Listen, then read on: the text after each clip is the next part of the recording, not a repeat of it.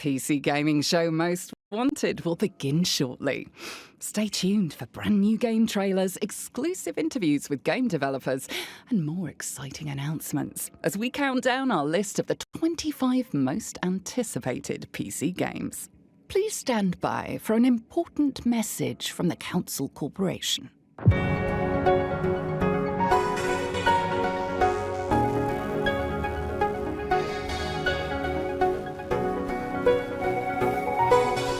Hello, I'm Midas Whitaker, and on behalf of the Council Corporation, I'd like to welcome you, Dave, to the Council. As a new employee of the Council, please remember we're a normal company. And before you begin your first day of work in this building, not some other secret underground building, but this normal building, please acquaint yourself with the Council's 5 pillars of success. Products, services, science. Normal science, not mad science, okay? It's normal, just normal science. Waste management. And of course, science. It's just normal science. I don't know why I have to keep saying it, it's just normal science stuff. The Council. To all outward appearances, a completely normal company. But deep beneath its headquarters, there lies a laboratory so secret even DoorDash can't deliver to it.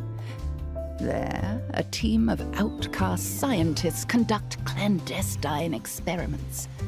First, they dabbled in teleportation, but that accidentally opened a portal to hell. So instead, they experimented with alternative energy sources, which also accidentally opened a portal to hell. Then they created a zero-calorie cola that doesn't skimp on taste.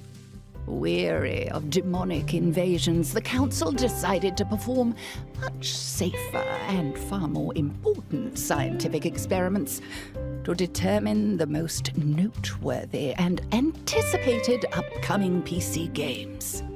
We're going to kick off the mad science behind the most wanted list shortly. But first, members of the Council have been researching some of the biggest gaming trends in 2024. Let's start with something we've seen a lot of this year.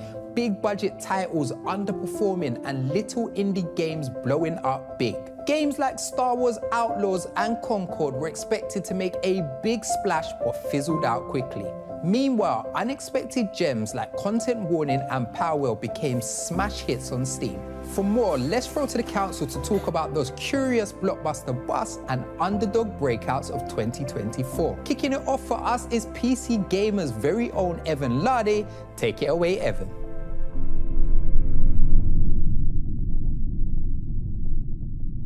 Thanks a lot, Midas. So to me, this is one of the most interesting trends of 2024, and it's been going on for probably a bit longer than that, but it really came into prominence this year. Small games have always been where innovation happens, whether it's Dwarf Fortress or Stardew Valley or Minecraft. There are just so many reasons why one designer programmer can make something that a team of 100 either can't or won't. I think it's funny, you know, the games where you can tell that executives decided to tick boxes thinking it would be the next big thing, even though those trends are late, are the ones that are failing, and the ones that are bringing something new or fresh or kind of retro are the ones that are succeeding. We expect the biggest game publishers in the world to release successful games. You know, they have the biggest budgets, the biggest development time, marketing, all the bells and whistles. But it doesn't always work out that way. Independent developers are roughly on equal footing, or at least as equal footing as they've ever been. This new generation of gamers is more hungry for innovation than before.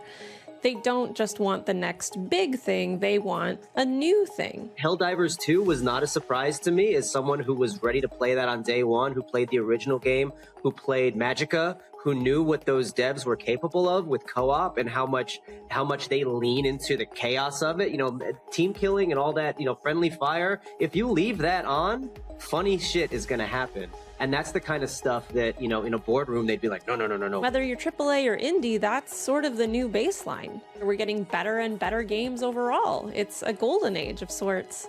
Personally, I'm glad that more people are playing more kinds of games now, and I hope we can all stay curious. Oh wow, we're definitely seeing a resurgence of those classic style games we know and love. Now, in 2023, Japan had a big year in PC gaming with Armored Core 6, the Resident Evil 4 remake, and Like a Dragon Gaiden. But no one was prepared for just how huge 2024 would be for Japanese games. In the first 2 weeks of January alone, Pocket Pair's Palworld sold 12 million copies, becoming the second biggest selling Japanese game in Steam history. And that was just the start. Tekken 8, Like a Dragon Infinite Wealth, Persona 3 Reload, Elden Ring Shadow of the Erdtree. I could keep going, but I'm gonna run out of fingers to count on. For more on how Japan is absolutely crushing it on PC, let's take this topic to a few of our council members.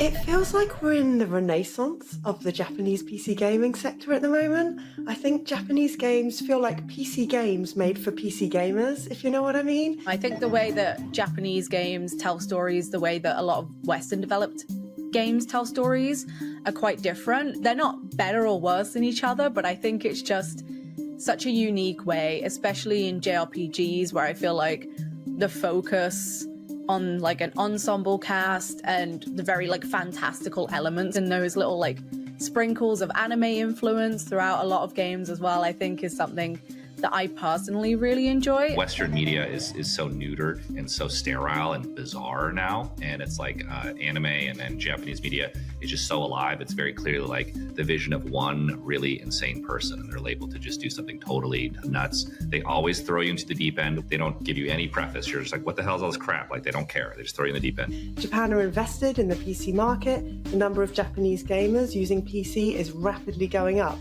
And a lot of older Japanese games have now made their way onto PC recently. There are already a bunch of really exciting Japanese games that are lined up. The Freedom Wars remaster, Monster Hunter Wilds coming in February. You've got Like a Dragon, Pirate Yakuza in Hawaii. That's coming out at the beginning of the year. It's like Japan are nailing every genre at the moment. And you can see with the kids now, like they really, really resonate with anime, and they're really left out in the cold with most Western media. The fact that there's all these different genres of Japanese PC games being so well received tells me that Japan are placing gameplay, like pure, enjoyable PC gameplay, at the epicenter of the games they create. It crafts. When you're hot, you keep shooting hot. Sick. Was that Johnny from Health? Proof that just because you're on tour doesn't mean you can't drop into the PC gaming show to talk about your favorite Japanese games. Props. And hey, if you want to impress your friends, make your neighbors jealous, and your mother proud, subscribe to Trend Watch in the link below. Legal disclaimer, subscribing won't actually guarantee any of the above, but it is still a great new way to keep up with all the hottest trends in gaming, just like the ones we've been discussing today. Thank you, mysterious voiceover narrator. In addition to counting down the most wanted on today's show, we're also revealing all of the exciting games on PC Gamer's personal wishlist. Let's get started on that right now with a game that's part Lemmings, part Colony Builder. Settle in for the Craftlings.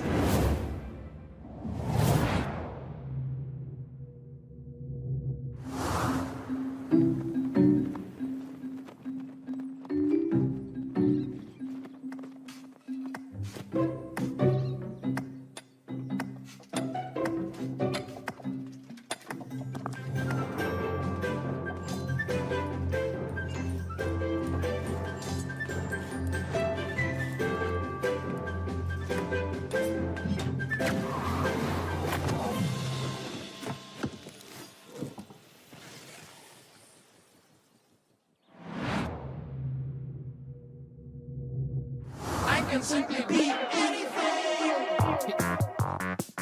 I'm gonna be an apple.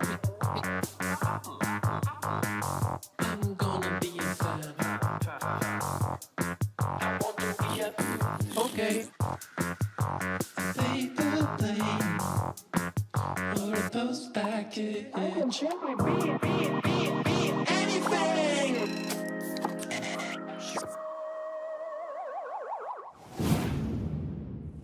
Onto one of the biggest trends in gaming, co-op horror games. Phasmophobia became a smash in 2020, leading to hundreds of thousands of players laughing and screaming in games like Lethal Company and Content Warning, showing us there's nothing friends like to do more than hang out and get scared. We're going to drop into proximity chat with someone who spent their fair share of time in sandbox horror games. What is it with you interns and jump scares? I can't take any more jump scares. Sorry, Mr. Whitaker, I wasn't trying to scare you. I just wanted to talk about co-op horror games with you. No. I've played too many of those games where you have to creep around in the dark and get scared, then get killed by ghosts or even giant spiders or something. Yeah, no, those are all things I really, really like, actually. It's just because we're in an office, so it's not that dark and spooky, so I thought maybe I could talk to you or someone higher up the council about the popularity of these games.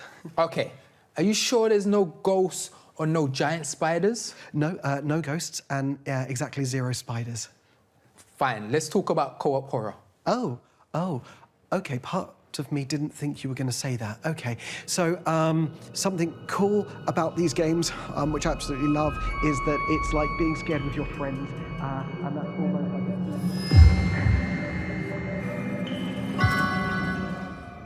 See, there was a spider here. Admittedly, it's dead and it's not a giant spider, but it's right to be cautious. And thankfully, as a result, everyone is absolutely fine. Oh my God, the intern's dead. Midas was right. Ben was dead. There was no giant spider, but there was a ghost. We're stopping the show, right? Because he's literally dead. Midas was dead too. And so was the normal-sized spider, which, as it turns out, was just afraid of Midas as Midas was of it.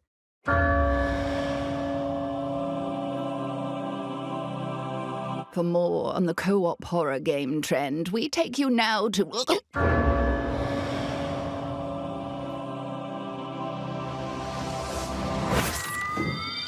Oh, I've respawned. Hey, I've lost half of my loot, but that's gaming, baby. Me too. Yay. Yes, and so did I. But I lost that super sweet high-level jacket, so I'll probably just head off and start the grind for that again. Before any more ghosts or spiders show up, let's get the council's take on the popularity of co-op horror games.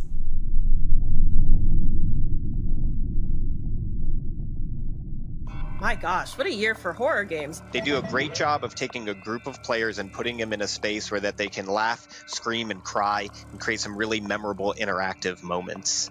You either have to help your friends or skedaddle and leave to survive and still at the same time. There's something to me about these games that is very reminiscent of going through a haunted house with your friends and your family, right?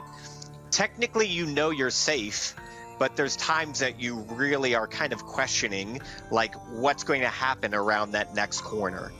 I think the unique appeal and why they've become so popular is just because of its sandbox nature. They're not that scary. They're very funny, but the sandbox element means that you can just kind of do anything. While playing Lethal Company, for example, you know, relying on a friend to use a flashlight to peek around a corner to see what challenge that the developers have put in front of you. Now, of course, while you're playing it, you're not thinking about developers, you're not thinking about, you know, your connection. All you're thinking about is what horrible thing is around the corner that could potentially eat me, rip my head off, or, cause me to die. It's just so much fun having that journey and experience with your friends. Just coming together, doing like these objectives and stuff, but at the same time getting scared together. And this also tests your friendship too. Are you going to be there with your friends, or are you skedaddle and save yourself? That's the best thing about horror co-ops. It's so much fun, but also very, very terrified at the same time. Horror games aren't the only things to be scared of. Sometimes just reading the system specs of a new game can send chills down your spine. As games get more demanding, gamers look for new ways to improve performance, which takes us to our next trend, upscaling. Upscaling with DLSS and FSR used to be an optional way to achieve higher frames per second, but more and more we're seeing it becoming a requirement for new games, and we don't think that's great news. For more on that, let's overclock this pre-show to Ultra by checking in with some of our experts.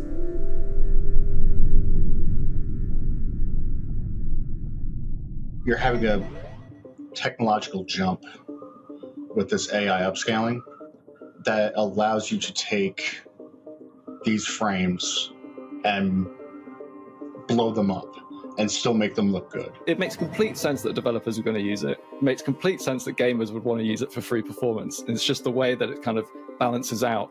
I have 20 graphics cards sitting on a shelf. I've got 18 processors over here. I've got 5 different motherboards. You know, all these things developers have to try and factor in to say, okay, we want to make sure it runs on this configuration. We want to make sure it runs with this graphics card. And that takes a lot of time. Say you're like really into skiing and you're trying to go down a slope and you want to get under like 2 minutes, but you just can't do it. So you buy better skis and then you nail it under two minutes and everyone on the mountain cheers you, right? Then next year you go back and they've made the course harder and then your skis no longer get you in under 2 minutes. If anything, your skis now feel like they're a requirement for even going down that hard slope rather than a benefit to it. I think that pretty much is kind of where I guess people are seeing how DLSS and FSR and other technologies are being used. I know what you're thinking. This is awesome. Things can't possibly get any better than this. But this is just the pre-show. Coming up soon, we've got the post-pre-show, otherwise known as the show, where we reveal the 25 most wanted games as voted on by more than 80 industry experts and creators. Way back in the days, by which I mean about 5 years ago, Battle Royale utterly dominated the landscape of gaming. And while BR is still huge with games like PUBG and Apex, the new hotness is extraction shooters. Following the success of genre granddaddy Escape from Tarkov, there are loads of extraction shooters gearing up to drop in, like Ark Raiders, Arena Breakout Infinite, Bungie's Marathon, and Beautiful Light. So what does the future of extraction shooters look like, and will Tarkov keep its crown? Let's start a session with the council to find out.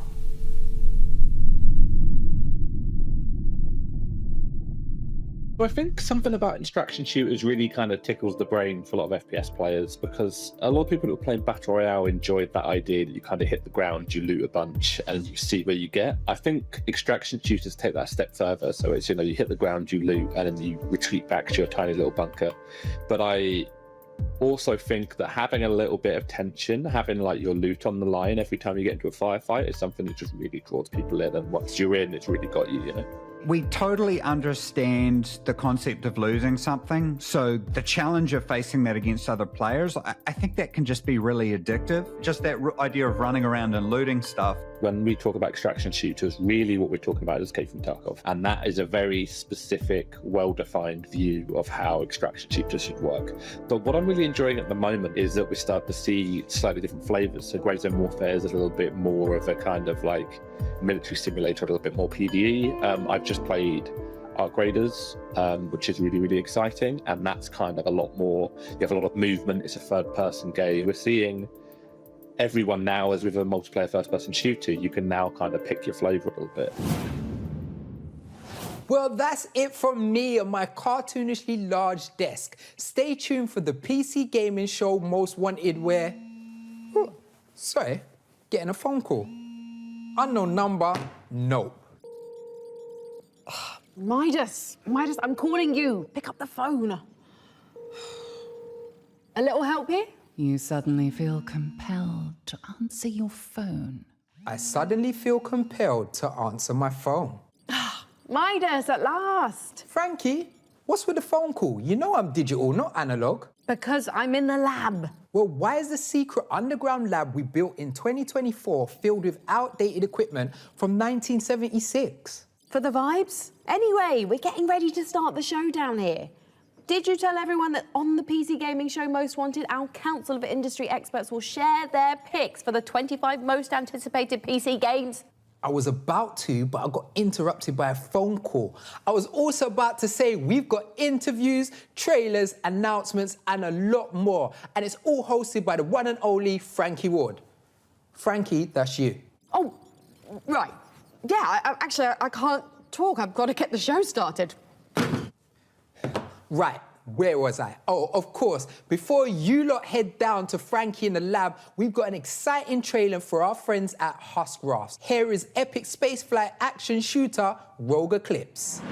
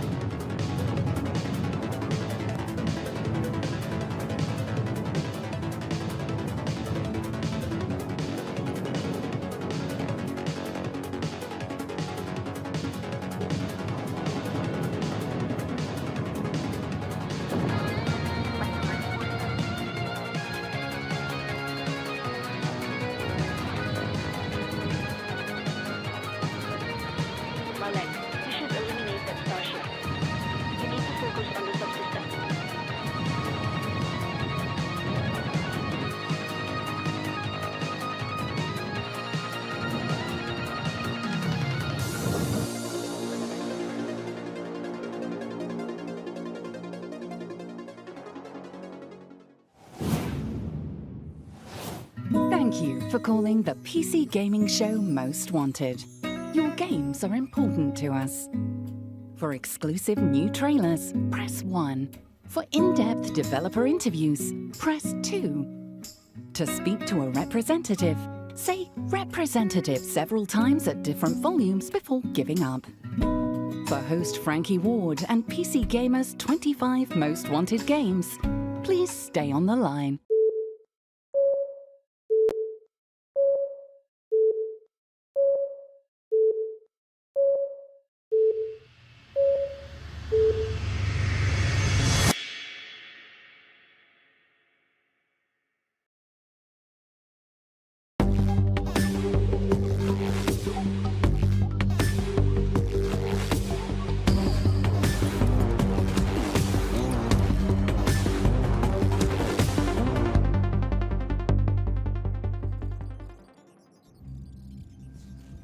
Oh!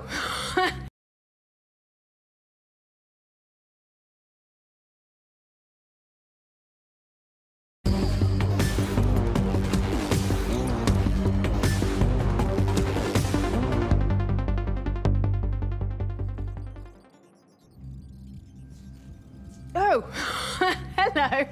Welcome to the PC Gaming Show Most Wanted. I am Frankie Ward, broadcasting our show from a top-secret underground lab where the finest scientific minds of our generation are on the brink of an exciting new technological breakthrough, the invention of a numbered list filled with video games. It's never been done before. Why spend hundreds of millions to build a secret lab to study video games? Because these days there are so many games coming out, you need a wish list a mile high to keep track of them all. Did you know that by the time I finish this sentence, 14 more games will have been added to Steam, and 8 of them will be hidden object games about cats? To come up with a definitive list of the most exciting and anticipated PC games on the horizon, we've assembled a team of more than 80 talented game developers, prolific content creators, and expert critics. We gave them one assignment: dive into the ocean of upcoming games and catch the biggest and best games worthy of your attention. Today, those 25 scientifically selected games will become PC Gaming's Most Wanted. And by the way, we've got a lot more than 25 games to show you. We'll also be revealing some of the awesome games on PC Gamer's very own wishlist. Not only that, we travelled far from our secret lab this year to talk directly to game developers at their studios. So we'll be bringing you a behind-the-scenes look at some of the exciting games they're creating. Right, get ready, because our biggest show ever is about to begin. Let's get this show started with our first look at some of the awesome games on the PC Gamer wishlist.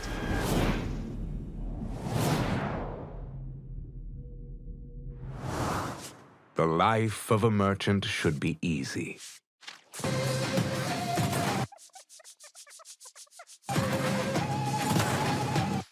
Yours is not. And yet, you want more. You seek wealth. A golden future for your friends?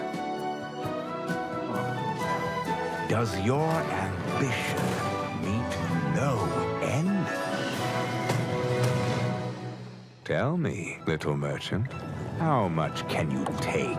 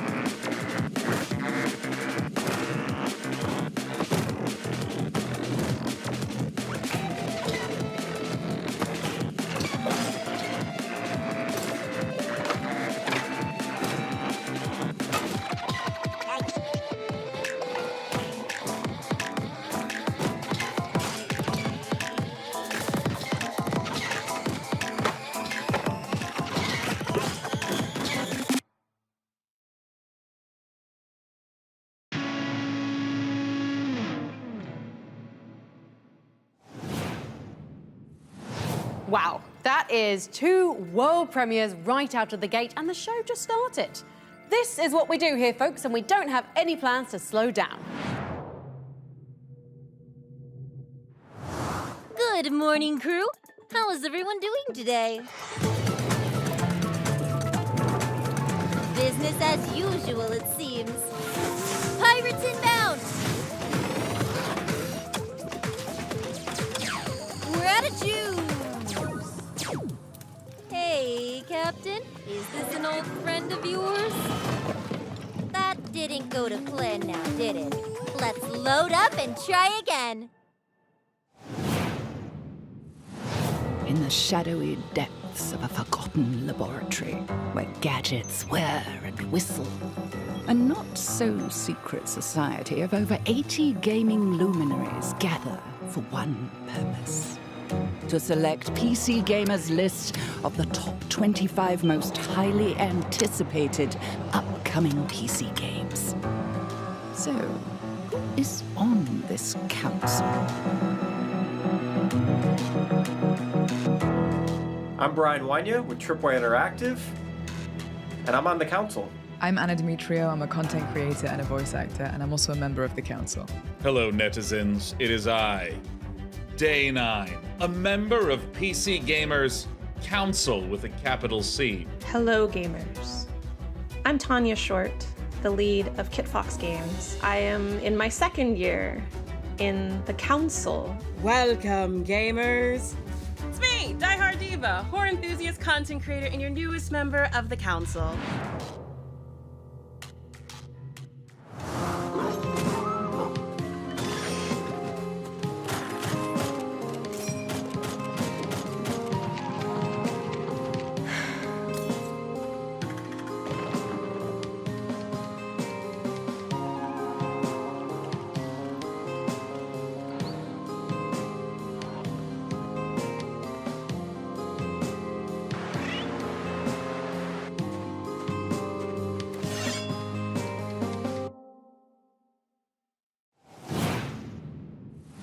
Enough appetizers. Let's get to the main course, the first entry on our most wanted list. Remember, all the games on our list were selected and voted on by more than 80 industry experts. Here's the council's pick for number 25 of this year's most wanted countdown. Number 25, Judas. It's Dash from Tech Radar Gaming. Back in 2007, BioShock blew everyone away by really pushing the envelope for video game storytelling. Now, Judas, which is coming from BioShock creative director Ken Levine, looks like it's going to do that all over again in 2025. You've got 3 conflicting characters on board a giant crumbling spaceship, where every decision affects the trajectory of the narrative. Which one are you going to side with? Whose ideals do you agree with? These are the kind of questions that I can't wait to sink my teeth into when it arrives. Of course, the story is just part of the picture, as it's also got an absolutely kick-ass art direction too. Everything from the ship's dilapidated halls to its colourful inhabitants just looks incredible. When you throw in legions of terrifying robots to defeat with a combat system that mixes guns and supernatural powers, there's an awful lot to get excited about. Number 24, Killing Floor 3. Hey everyone, I wanted to take a moment and say thank you on behalf of everyone at Tripwire. A massive thank you to our fans, and thank you to PC Gamer.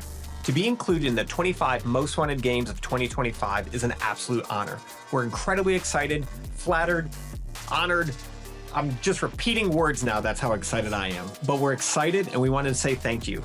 So we're going to show you an exclusive look at one of our classic Zeds reimagined for Killing Floor 3.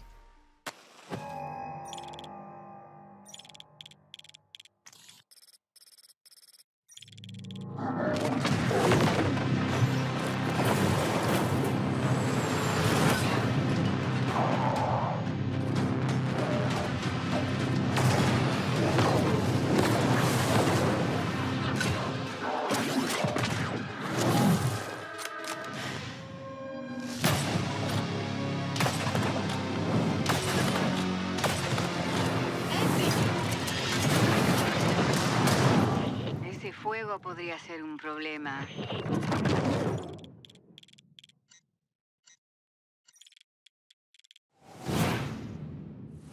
Killing Floor 3 is utter co-op carnage, and I cannot wait to grab my friends and splatter some Zeds. Before we get too deep into our most wanted list, I want to help you keep track of all the great games we're showing you today. Just head to our Steam page at pcgamer.com/wishlist and you'll find every game from today's show. Speaking of lists, let's scroll through PC Gamer's overstuffed wishlist for something new. You've heard that money makes the world go round, and that's triply true in our next game, which mixes up a fantasy city builder, a GOG game, and a real-time strategy, all in the same pot. Here's Gold Gold Adventure Gold.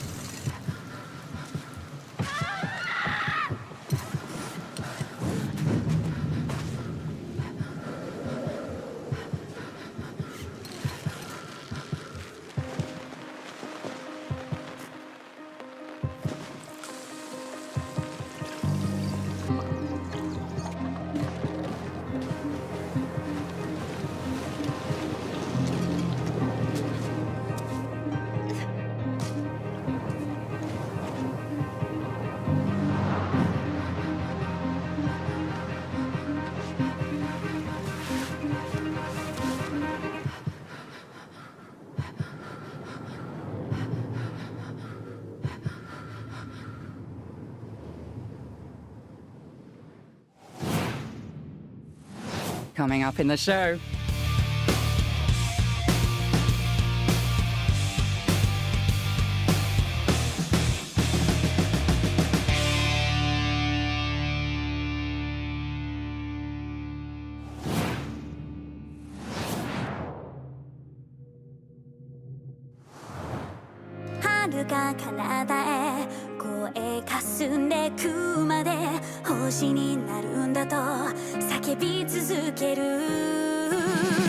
赤い夕焼けに玉線香を見たんだ金色光る青春の星座このメロディー聞いてきっと数から星にも届く止まらない僕の革命だだからさ今回次回毎回倒されても立ち上がって戦い続ける僕が世界を変えるこれはレボリューション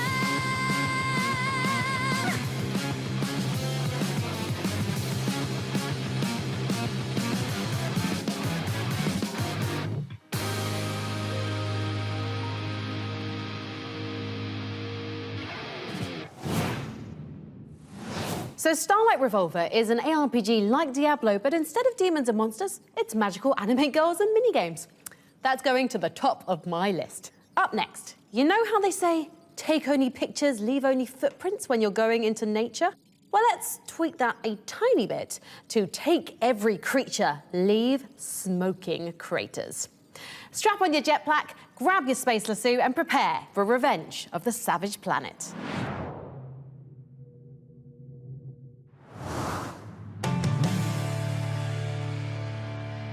Together, we will get back what they have stolen from us. Kindred will rise again.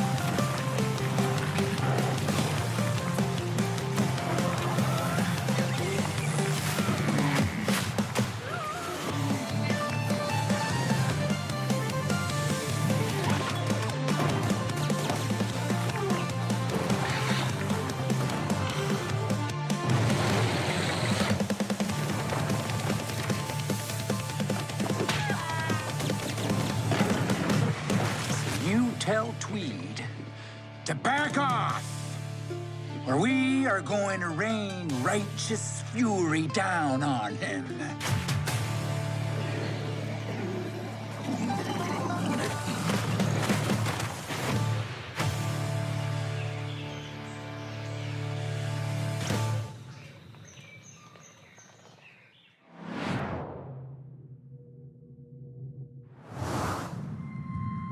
And on that day, everything was taken from us. So many lost, so much effort, in vain. All we had built, gone. Faded away. But beyond the destruction, frightened and alone,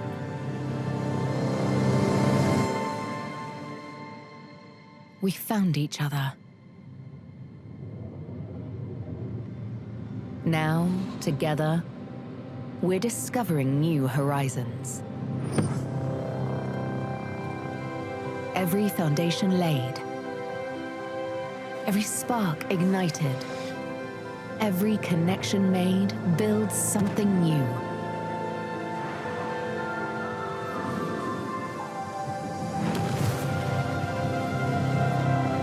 Our journey led us to these stars, and from the fragments of the past, we will forge a better, brighter tomorrow.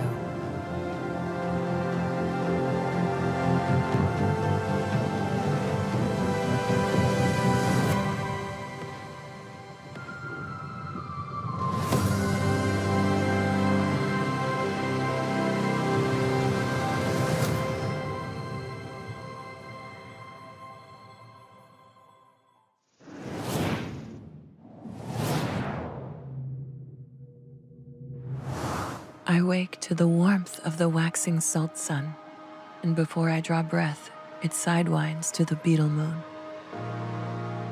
I muse on my many selves, think on the jewels I've loosened from the lime, and all the myriad forms space and time have lathed me to. I dream of the sky shelf and its cosmic tilt, the movers that ferried strangers across stellar gulfs and toward their numinous ends. The earth falls away to light and dust, and I dream no more. Now we become the specters that peopled the caves of Cud. It's been a long time coming, but well worth the wait. Caves of Cud is one of our favourite roguelikes, and its 1.0 release is out right now. Next up, we've got... Sorry to interrupt, but the Council's deep orbit satellite is picking up a transmission. Looks like it's coming from the planet Draga in the Virgo constellation, 60 light years away. No, wait, scratch that. It's coming from Los Angeles. I've said it before. I'll say it again. That's 2 times I'm going to say it. Beverly Hills Cop refers to Billy Rosewood, not Axel Foley. In fact, Axel Foley says the line, Billy's a Beverly Hills Cop, 1 hour, 14 minutes, and 33 seconds into the first movie. Case closed. Was that streamer, game developer, and PC gaming show host Sean Day9 Plot talking about Beverly Hills Cop? Yes, to all of the above. It should not be legal to call a meal a shrimp feast if it has less than 8 shrimp. That's not a feast. It's not even a fest. Sean, hello. Oh, Frankie, I didn't see you there. Oh, and disembodied voice of Amelia Tyler. I didn't hear you there either. Hi. Sean, what are you doing exactly? Well, I'm not hosting the PC gaming show Most Wanted this year, so I thought, why not explore other art forms? You know, outside of looking seductively into a camera while I talk about video games. So now you're a movie vlogger and shrimp critic? We prefer the term shrimp journalist. Okay. Will you promise to leave movies and shrimp alone if I let you talk about a video game while looking into a camera? Oh, golly, do you mean it, Dr. Ward? Well, why not? Just make sure the viewers know I'm the star of the show.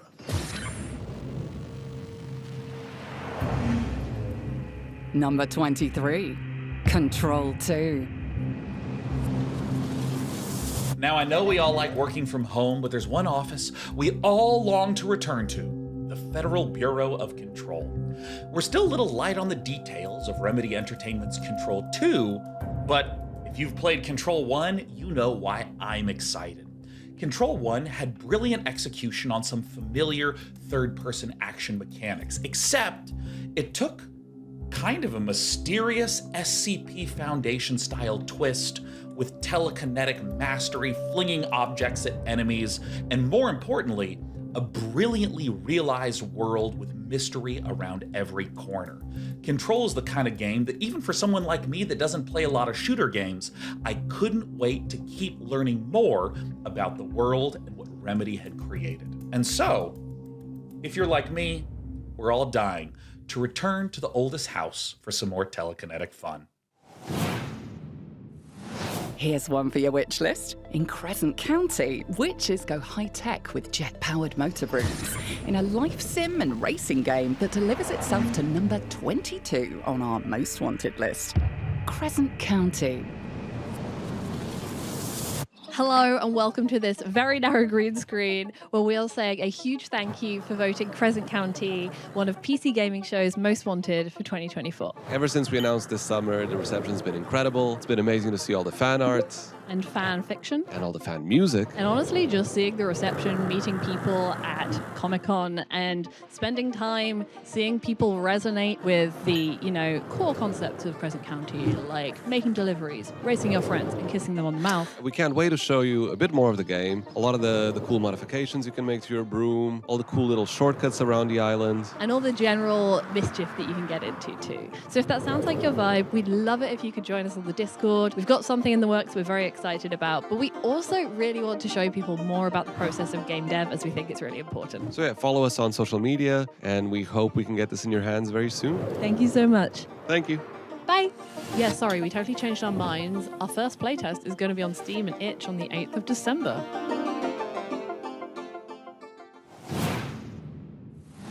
1, you're an outlaw.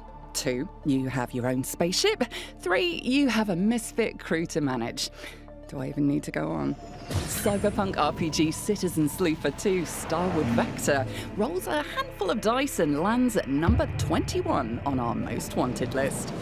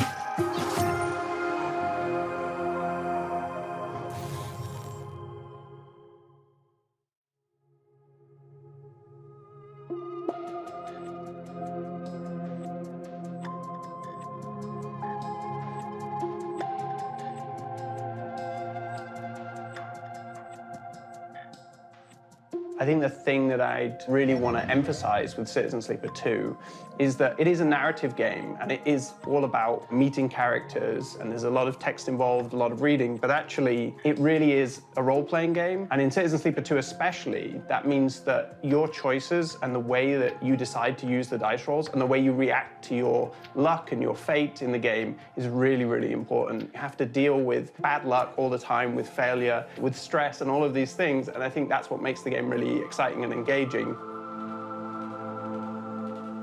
I think the thing that I'm trying to do differently with Citizen Sleeper 2 is really emphasize the mechanical aspects of the role-playing. I think the first game did a really good job for players who are really into role-playing, but I think for the second game I wanted to have much more mechanical elements supporting that. So the new dice system, the new stress system, glitching your dice, breaking your dice, all of these structures, they kind of create much more gameplay around the body of the sleeper, what it means to be like an android whose body is falling apart because they're escaping the corporation that made them. You're really getting to see that in the mechanics, but also in the story, this way that the sleeper's really struggling with this very human thing, which is this strange unknowability of our own bodies, that they are both something that we are, and they're integral to who we are as people. But they're also something that we don't exactly know how they work all the time, and we don't know what they're doing all the time. We just kind of feel their effects. Qualities that I really tried to bring into Citizen Sleeper 2 and maintain, even though you've got the crew, you've got the ship, you're traveling around, it's kind of like the human scale sci-fi, and really the intimacy with the characters, but also the intimate quality of the writing and the experience of kind of being in the body. It's kind of almost like a kind of emotional realism that the game tries to have. So I think that's been really important. Working on a sequel is definitely a different kind of challenge to working on an original game. You know, the game is already in the world, it already has fans, people have expectations. And when you're adding new ideas, you're kind of thinking all the time about the audience. Oh, they're gonna love it when they get to this bit, when they see this. And especially like having returning characters and having things happen in the same universe has been really exciting to just know that I'm dropping all these little golden pieces of moments that will connect to people. It feels really special to still be telling this story through the PC Gaming Show and to be voted one of the most wanted games. I think because when we had that first wake-up sleeper moment on the PC Gaming Show, it was the first moment of kind of like putting it out in the public eye and having people react to it. I really wasn't sure people would love the game. And especially because I was experimenting with taking ideas from outside of games, from tabletop games, and bringing them into games. And it turns out everyone was like, yes, this is something we really like. We really want you to do this. And so, yeah, it became really important to me to make a sequel. I hope you enjoyed this look at Citizen Sleeper 2. Wishlist the game on Steam and will be coming out in early 2025.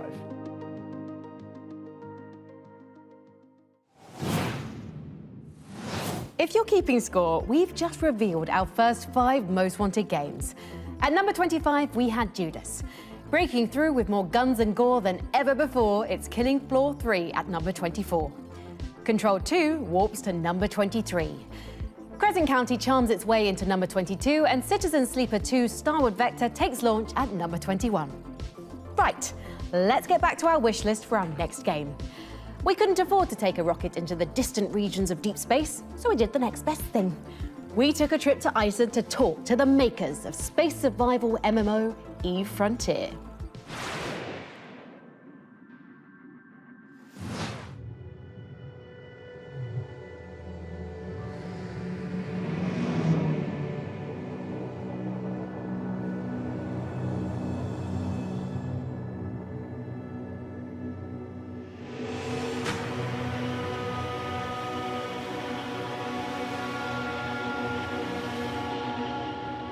Frontier is a survival game set in space, with a focus on self-reliance, moment-to-moment gameplay, and unlocking third-party development with an inclusive business model.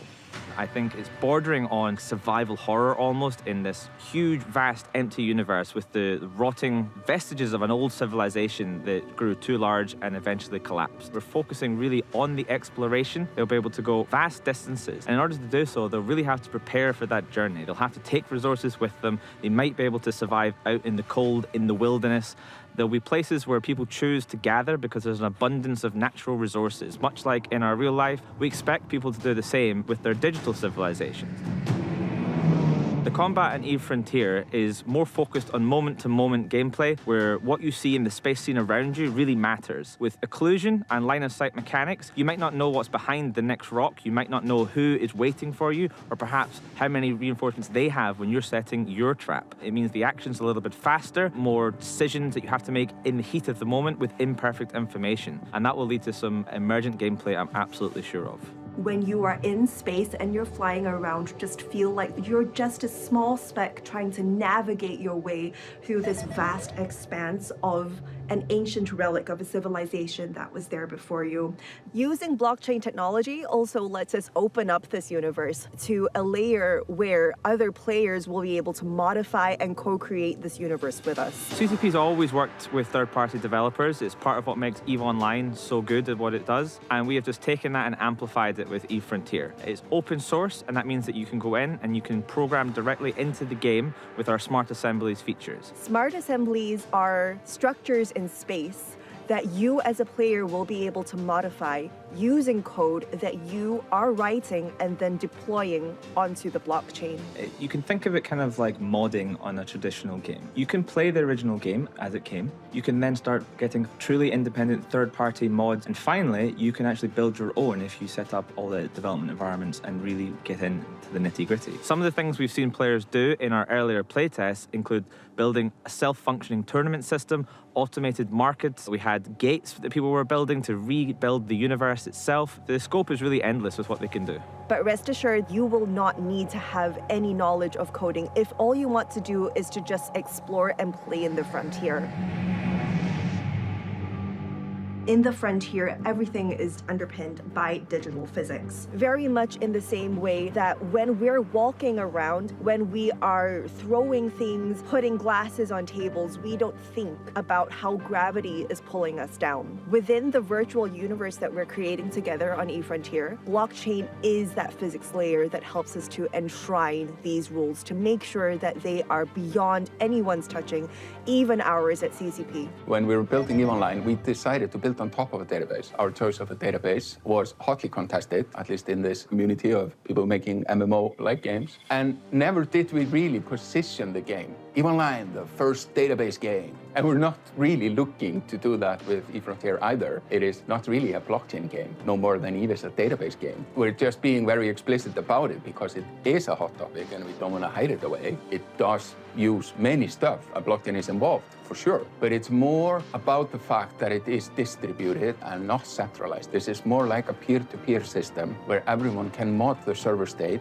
in accordance to digital physics we have enshrouded into the world. An example of digital physics could be as simple as item locality. If an item exists, it has a location, it cannot be messed around with. Other examples are that every action has some sort of energy cost. For example, if you've mined an asteroid or you've mined the player who was mining the asteroid with your guns, suddenly you've got resources and that has cost you some sort of energy to do that. It's something that means that you can't just perpetually fly around forever without eventually running out of energy. You will need to stop and do something. That makes the universe feel substantially bigger than infinite free travel, for example. You should be able to observe these rules, and the digital physics are always there, always reliable. You will find that the environments themselves are influenced by these, giving completely different types of gameplay. And this means that there'll be different areas of space that feel very different to play in and have very different effects and resources and threats, of course. Our motto is we create virtual worlds more meaningful than real life. And EVE Online has been running for more than 22 years now, and it is a virtual world that thousands and thousands of people choose to inhabit and find very real meaning in. We want to build eFrontier such that as time goes on and it becomes more and more decentralized, the people who actually choose to inhabit and find meaning in this virtual world can control it, and to such an extent that it can't be shut off. They choose to be here, they choose to live here in this virtual world, they should have a say in it. And eventually the true long-term goal with open sourcing the Carbon development platform, the ownership of the game itself will essentially reside in the citizens of the frontier. We're really excited for you to join us on the frontier. To get your hands on Founder Access Packs, which are available right now, head on over to efrontier.com.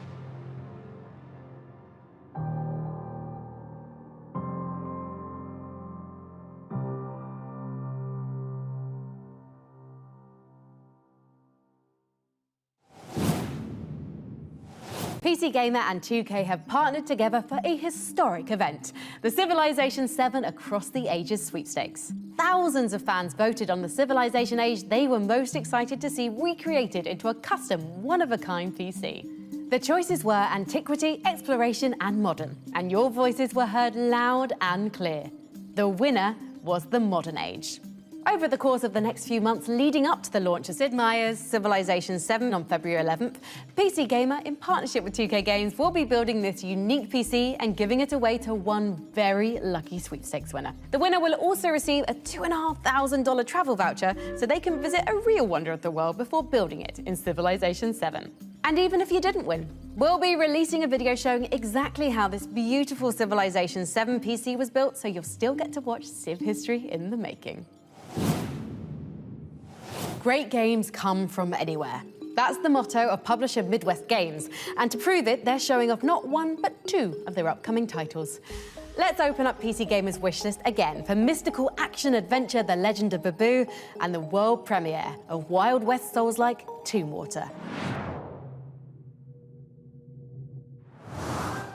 My dearest child, this island offers everything you may need in your precious life. Vast forests, roaring rivers, and mountains of rock and ice.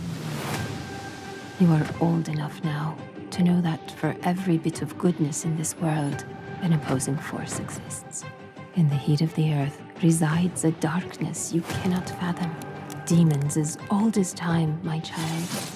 Do not doubt, even a light like yours can be tempted by the dark. You must always choose good. And that I know you will.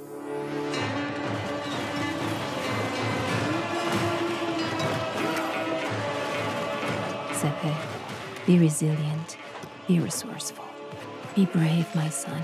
Stay in the light, with Babu by your side. And may the magic of this island protect us all.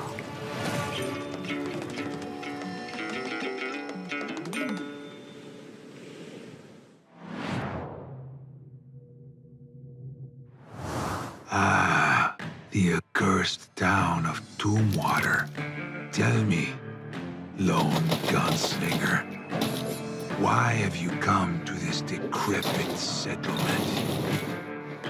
Monsters roam the streets, and horrors lie beneath. There's something sinister in the soil.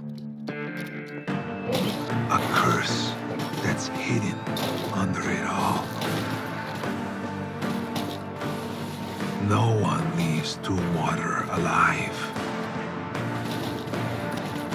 And it won't be long until you succumb to the madness.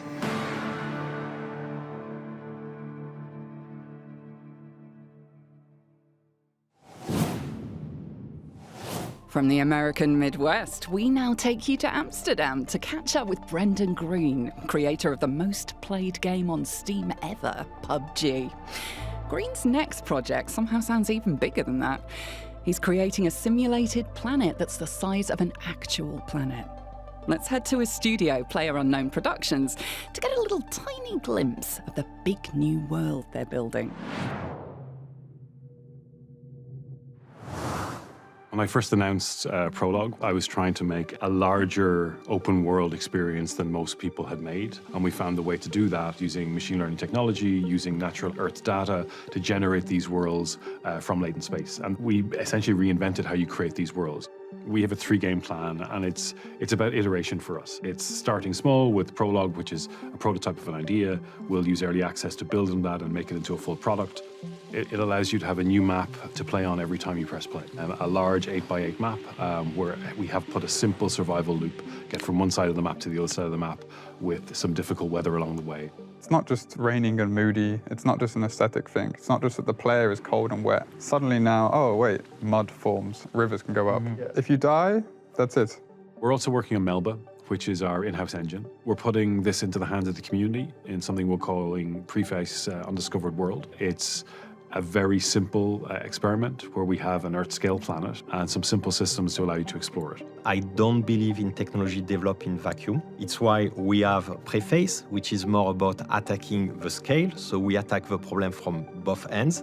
Preface, it's already on Steam, so you can go there and download a Preface and discover the world. I really want to involve the community early on because this is going to be a 5 or 10-year journey. Prologue will be available on Steam coming in Q2 next year.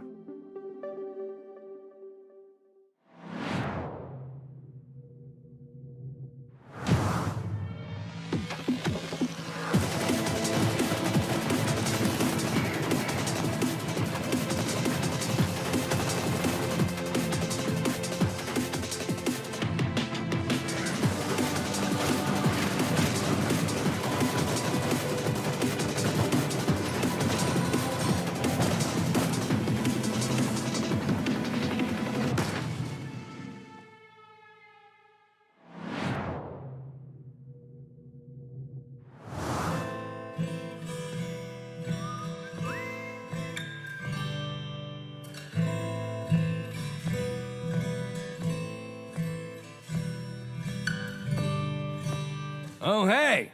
Didn't see you there. So you're interested in becoming a war mage? You think you've got what it takes? Protecting the Rift is just something brave war mages like me are born to do. We do it for good reason. Trust me, when these green and uglies gets through, baby eating, town pillaging, loitering, it's a whole thing. Anyway, when you can't get old Maxie, no one protects the Rift better than these war mages. Look at these brave heroes. They're awesome! Must have had a good teacher. Each one of them's got their own special war mage powers. Like this. Or this. Whoa! Look at that! They even have their own unique weapons and traps. But as you can see, it's not just one trap they're working with. It's a whole lot of traps. They even get to make themselves stronger during missions. How much more powerful can 1 to 4 war mages get? And once the dirty work is done, these brave warriors relax in the safety of the Order Fortress. Here you can buy and upgrade traps, improve your weapons and abilities, or select the next mission and head into battle. When choosing where to fight, you'll want to pay attention to the rift distortions, the weather, and even the time of day. All these things can change the way every mission plays. You know, looking at these war mages really gets me thinking. They're pretty good, but let me show you how it's really done.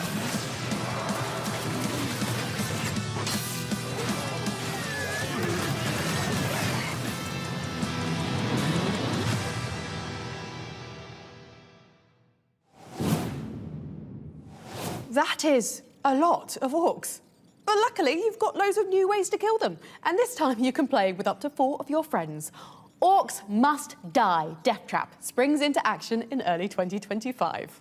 Do not go anywhere because we've got a lot more great new games to see as our most wanted countdown continues.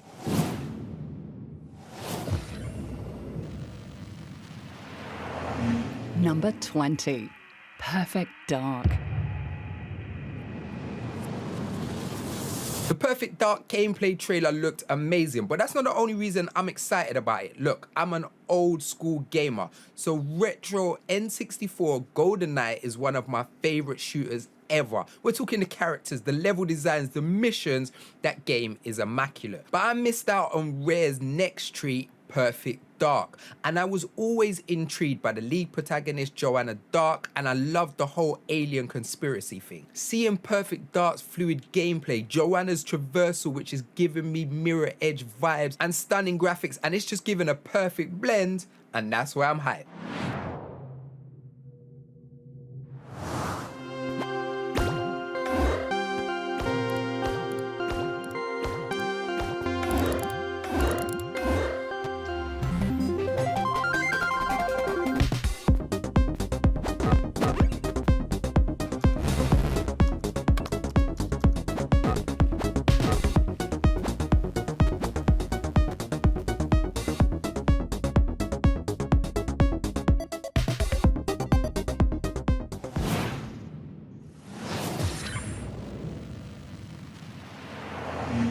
Number 19. Menace.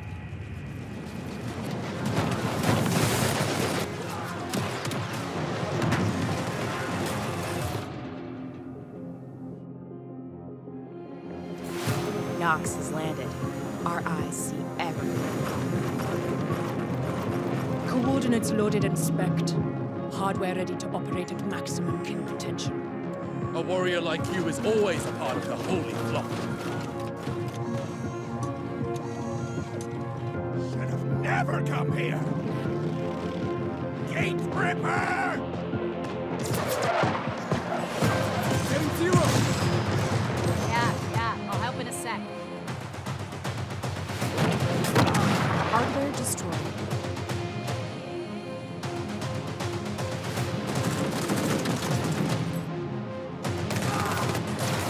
God protects me. Fire mission underway. Neutralized. Rip it apart! Death takes my enemies. Touching them up. These dogs got back! Taking fire! Incoming! Enemy hardware! Hostiles. They keep coming!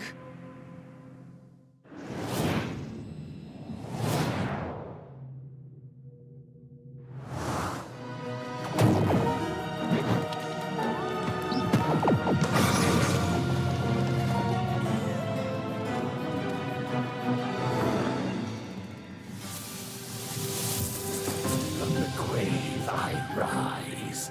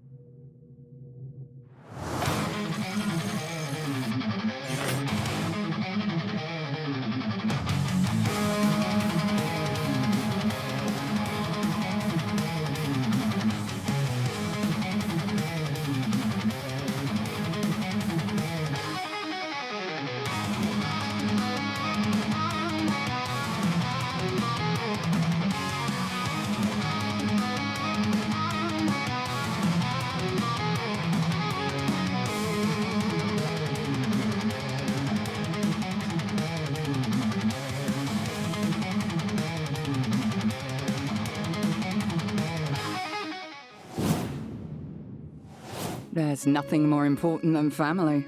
And who would know that better than the makers of Mafia: The Old Country? Here's a message from the developers at Hangar 13 that you can't refuse.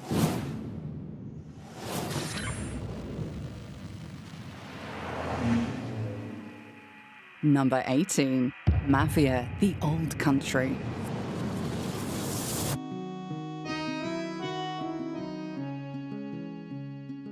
Hi everyone, we are hard at work right now at Hangar 13, finishing up Mafia, the Old Country, and we can't wait to share more details with you, but we wanted to say thank you so much for voting for us. We really appreciate it. Thanks. Thank you. Thank you. Thank you.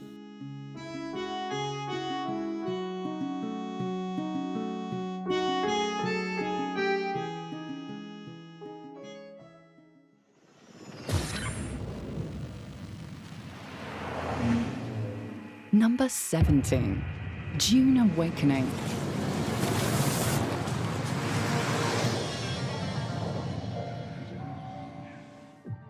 Hi everybody, my name's Joel Bylos and I'm the Chief Creative Officer on Dune Awakening here at Funcom. And I'm here to express a heartfelt thank you for us being on your most wanted list. 2024 has been a huge year for Dune. From the movie in the beginning, to our first gameplay reveal in the middle of the year, and now our huge ongoing beta, where thousands of players are battling it out on Arrakis. Now, if you aren't there already, the best way to get in is to go to our website and wishlist Dune Awakening on Steam. And we look forward to seeing you when the game launches in early 2025.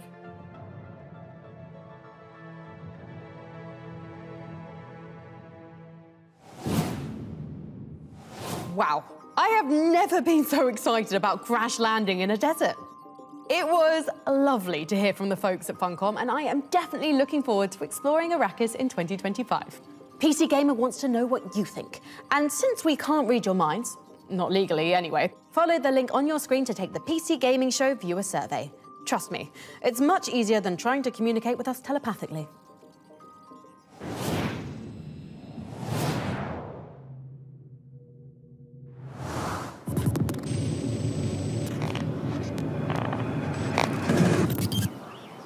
Welcome, new games tester. You're on the brink of an unforgettable experience in the A-level testing program. Imagine a reality that feels limitless, worlds brought to life by bleeding-edge immersive technology. We are legally obliged to mention that the program has a 68% survival rate. But how about we take a look at some employee benefits awaiting you as a valued tester? Full dental coverage, social office atmosphere, personal medical insurance, work from home opportunities, generous bonus scheme, the eventual total dissolution of your ability to discern the virtual from the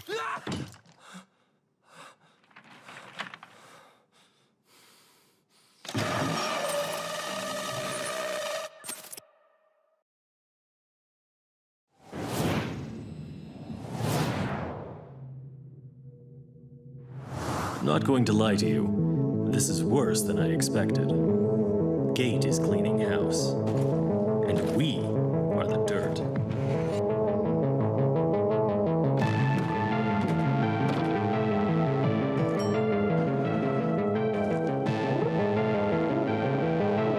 I had no idea that they had gone this far.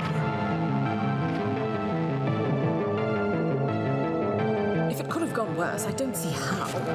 Maybe you can get us out of it.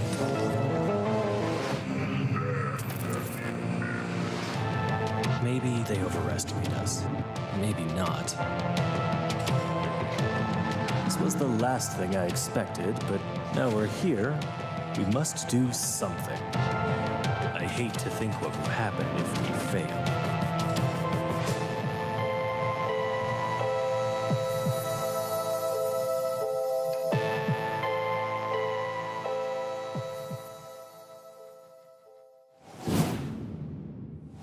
As someone who definitely works in a secret underground science lab, I sure am glad we've never had a containment breach like in Abiotic Factor. Warning. Containment breach like in Abiotic Factor. All scientists are at risk of exposure, or worse, talking about what they've witnessed. You know how scientists love to gossip. Sounds serious. I better check the employee manual. Okay, let's see. Interdimensional invasion protocols, Skynet self-awareness failsafes. Did you know Jorts are banned on casual Fridays? Don't lose focus. Right, okay, here we go. What to do in the event of a containment breach.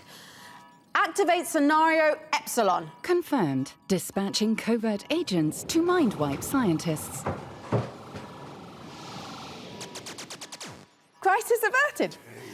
Oh, but how do we keep those covert agents quiet? For phase 2, enable Operation Larkspur. Dispatching Black Ops specialists to tranquilize covert agents.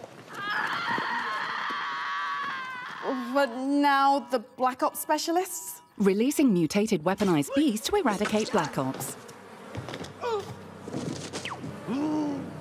This is gonna take a while.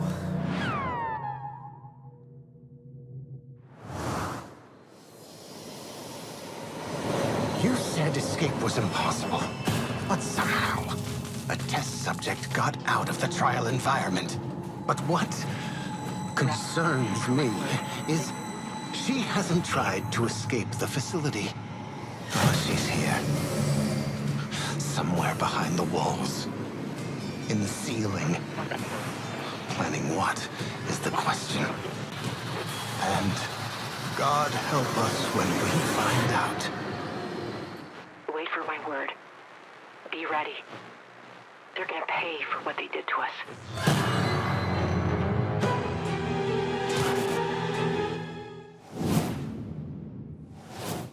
Releasing nano-terminators to eradicate teleporting anacondas.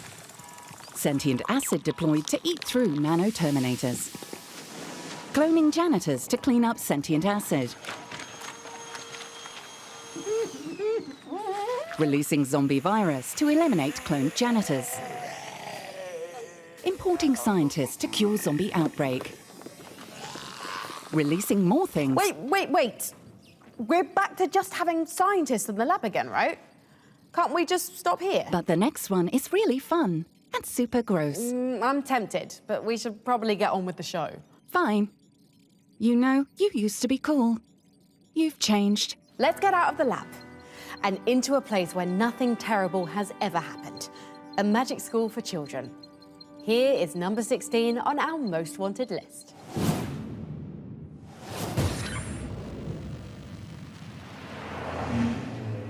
Number 16, Witchbrook. Even though we don't know a huge amount about Witchbrook right now, it is definitely a game worth keeping on your wish list if you love things like Stardew Valley, Potion Permit, any sort of life sim meets social RPG. In this game, we are the resident witch of Mossport, which is the town the game is set in, but instead of just being thrown in with no idea what to do, we enroll in Witchbrook itself, which is this cool, edgy sort of magic college that helps us develop our skills as the resident witch. So during this time, I imagine we'll be learning new spells, just learning how to harness our abilities, all of this fun stuff, while also developing relationships with the town folk to complete little missions, little deliveries, all sorts of stuff that is perfect for anyone who's looking for the next sort of cozy-ish game with a little bit of edge to it. During the relationship stage with these people, we'll also get to do things like go on dates, which is really exciting for anyone who, like me, loves the romantic side of like life sims in general. So we don't know when it's coming out. It's just coming soon at the moment, which does give us a lot of chance to learn a bit more, sort of see some trailers. We've seen a couple screenshots that give it this super cozy autumnal vibe, but yeah, hopefully this is the next cozy game worth keeping an eye on, because it certainly looks that way right now. Coming up, you better make a little extra room on your wish list, because we've got a lot more new games to show you. Take a look.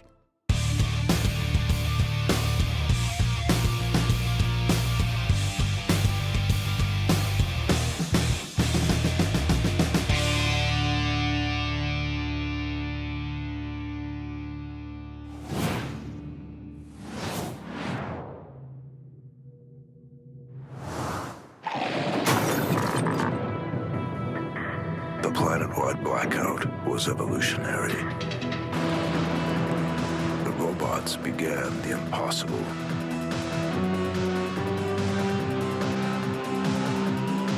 They changed. They grew. They began to feel.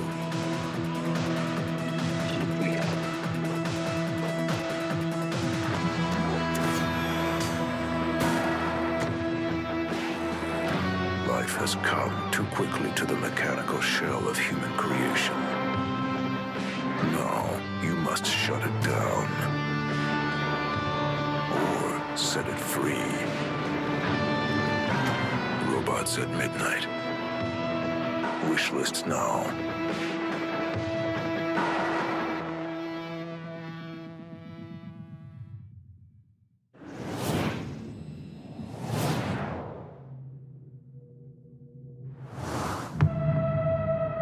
What the hell happened to these people? Please! Oh God, help me! What the hell have you people been doing down here? I thought you said there weren't any more survivors. Nothing's changed. We stick to the plan. Place is falling apart! Water's flooding in! Oh my God! Shoot it!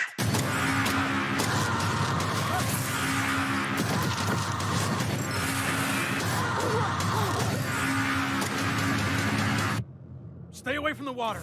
They come from the water.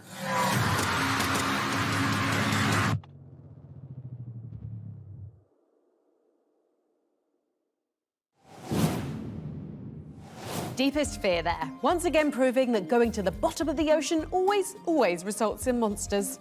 At least you can stop holding your breath for the next game on our most wanted list. We had to wait for more than a decade, but the beloved series is finally back. Kick flipping into number 15 on our list, here's Skate.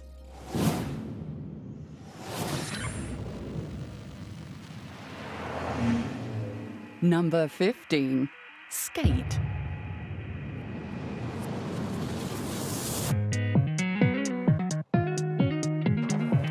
Hey there, friends at the PC Gaming Show. I'm Jeff Seamster, head of creative at Full Circle, and I wanted to stop by to say how thrilled we are to have Skate named as one of the games you're most excited about. We're pretty excited too, and with early access coming in 2025, we can't wait to get all of you skating the streets of San Amsterdam. A huge thank you to everyone involved in choosing Skate as one of your most anticipated titles and for all of your continued support for our game. I'm really proud of what we've accomplished so far, and we couldn't do it without all of you. We're so grateful to our community of fans, new and old, and to the Skate insiders who have joined us on this wild ride. Thank you again from all of us at Full Circle, and we'll see you in Sandvan. Thank you. Thank you. Thank you. Thank you, PC Gaming Show. Thank you, Skate community. We are just as excited as you are. Thank you. We can't wait to skate with you in San Amsterdam. Thank you, everyone. Thank you. I'm so stoked to play with everyone soon.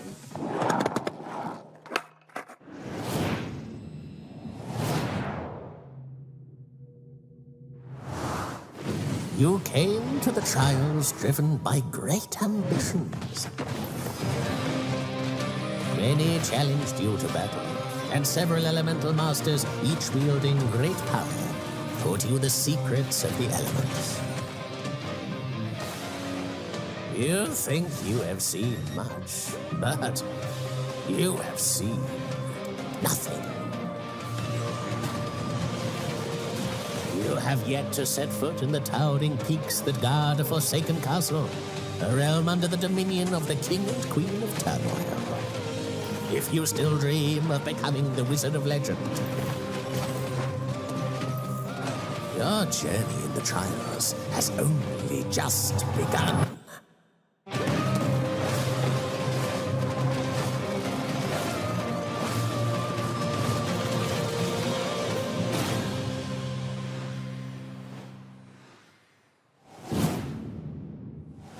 It's usually not a great idea to follow the instructions of a mysterious disembodied voice, unless it's my mysterious disembodied voice. Visit pcgamer.com/wishlist for the PC Gaming Show Most Wanted Steam page, where you'll find all the great games from today's show in one convenient place. Now, back to the show.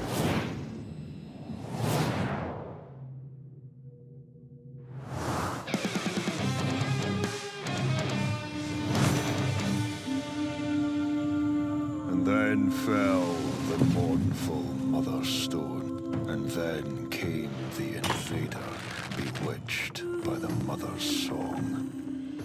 The Scots, defiant, proud and braver, gathered to reclaim their land's favour. Under thundering thrums the highlands quailed. Under siege the mother's lament wailed. And when at last the chaos of battle did ring, when at last their freedom they would bring, through blood, fury and bone, their legends would sing, and they would fight the sorrow while fell the tears of metal.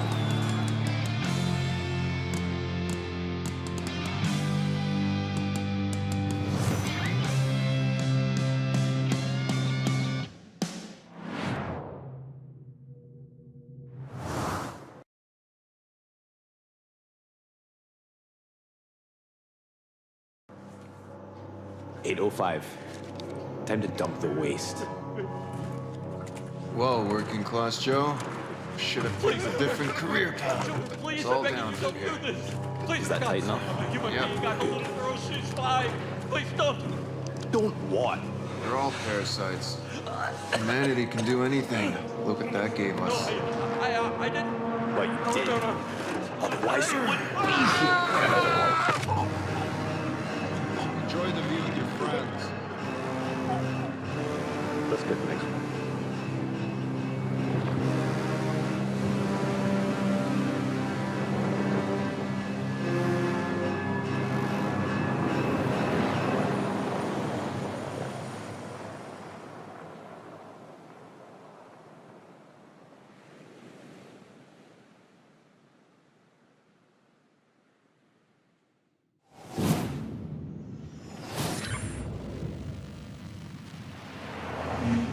Number 14, Project 007.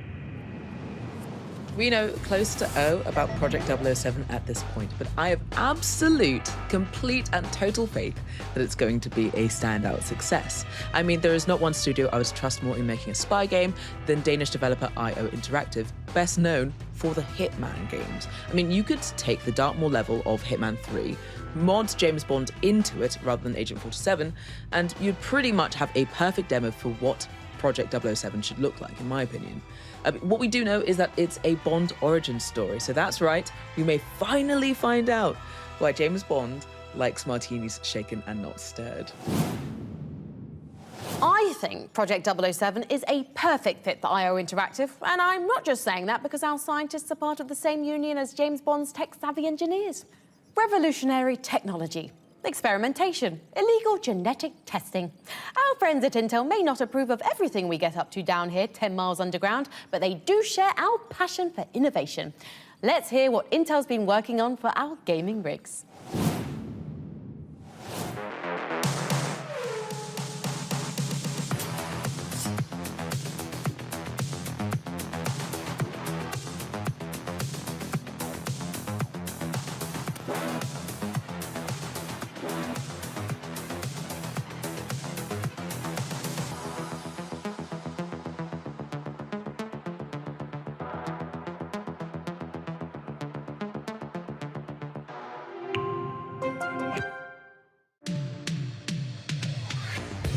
It's Nax, and I'm going to show you just how easy it is to build your very first PC. First thing you're gonna need is, of course, your processor. Today we're using the Intel Core i5-14600K, and then you're gonna want your cooling for your processor and for your entire build. So we're going air-cool for our processor, and we also have our fans, which we're gonna be installing in the case. As for our graphics card and motherboard, shout out to ASRock for providing us with these parts. For the graphics card, we do have the Intel Arc A770, and for the motherboard, we have the Z790 Nova. And then you're gonna want to have your RAM, your storage, and of course, a power supply unit. The first thing that we're gonna be doing is we're gonna be installing the processor. So we are using an ASRock Z790 Nova motherboard. Now this is compatible for the 12th, 13th, and 14th gen processors from Intel, which will make it easier if you guys wanna upgrade in the future. The good thing about the 14600K is that it has 14 cores with 6 performance cores and 8 efficient cores. So the thing is, when you create a build, you want to create a balanced build where the graphics card has a cohesive relationship with the processor. And the processor that we're using, which is the 14600K, goes hand in hand with the ASRock Intel Arc A770. All right, and there you guys have it. I hope you guys are inspired to build your very own PC. It was easy, wasn't it?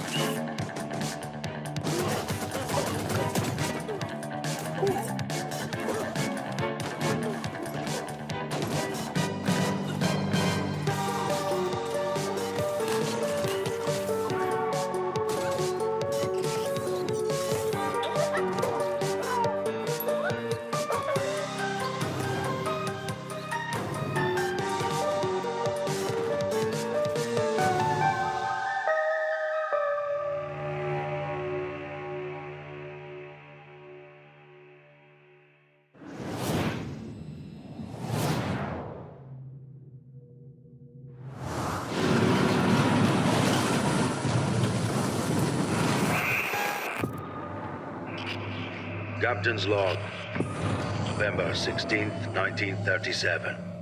It has been 3 days since the quarantine across Enceladus was announced. We will survive, and we will endure.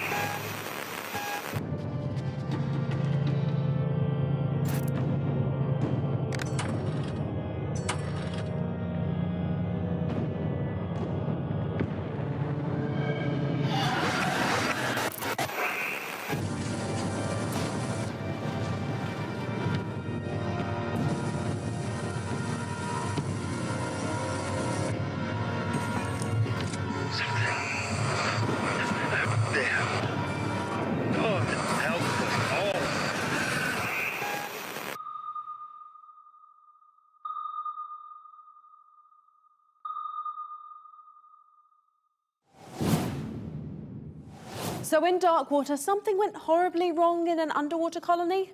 Again, I'm shocked. Next up on PC Gamer's wishlist, you'll inherit a sprawling mansion filled with mysteries. It's one of the most intriguing puzzle games we've seen in a long time. Here's Blueprints.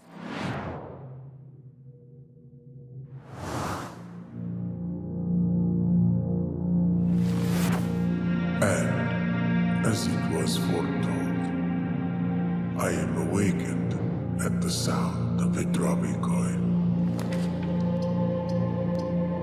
I suspect you wish me to look into your future. The image is becoming clear.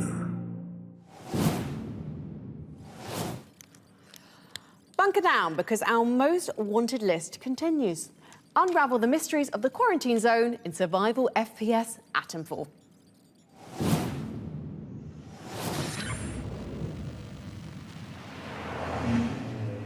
Number 13, Atomfall.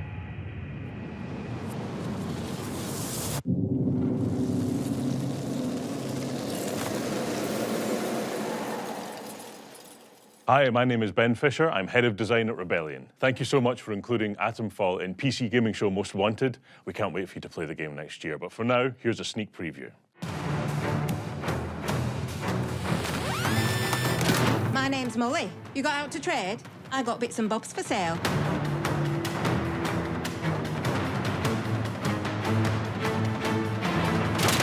Please be careful. It's more dangerous than you can possibly imagine.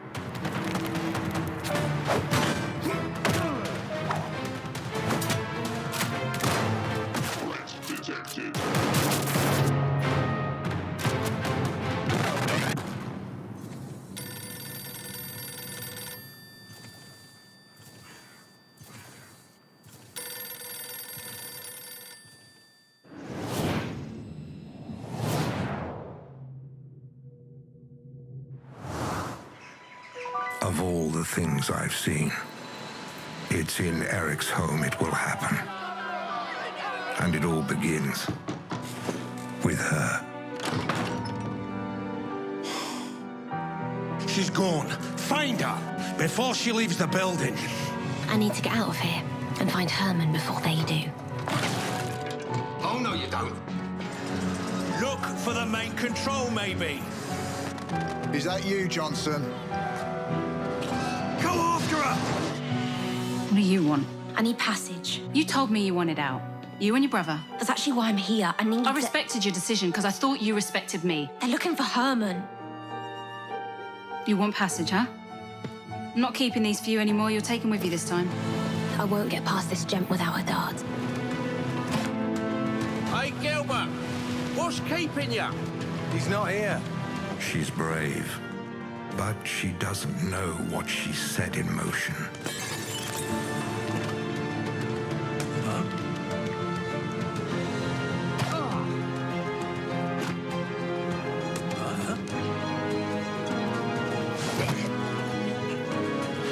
I must find her I'm all he's got, Alva. He's all I've got. before he does.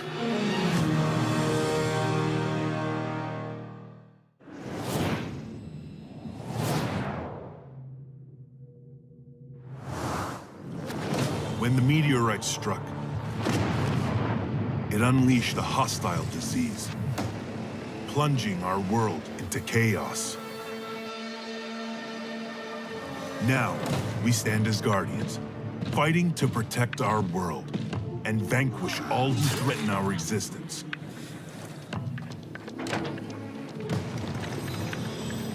Against all odds, we must battle mutations, traitors, and infidels.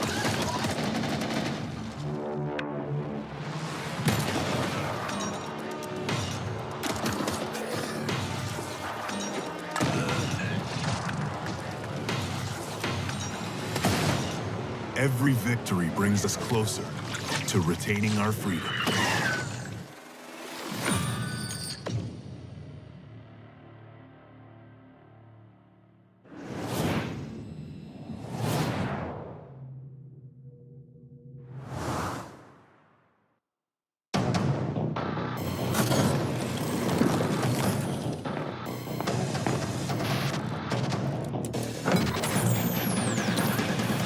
The Dynasty have blown the bridge to the temple site.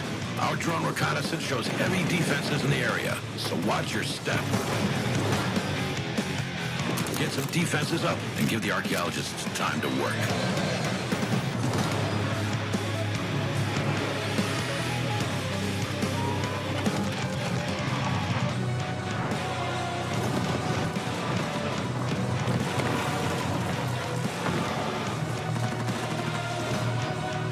I'm seeing an enormous energy spike. What is that?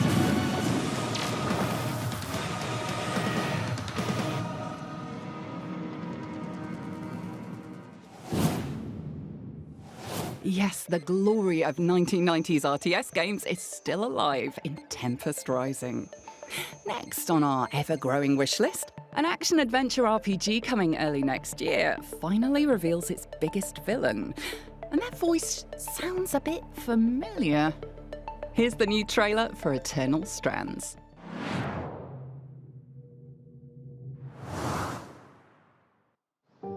All my life, I was dreaming about becoming a point. To do it alongside a renowned Weaver band, it's a chance to make history.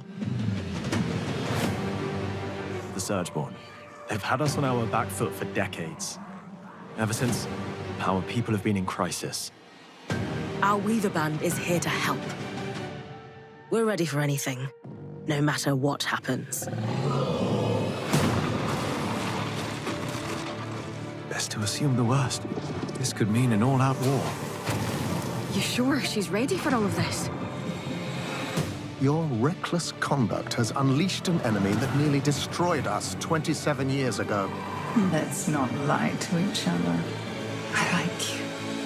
Can't say the feeling's mutual.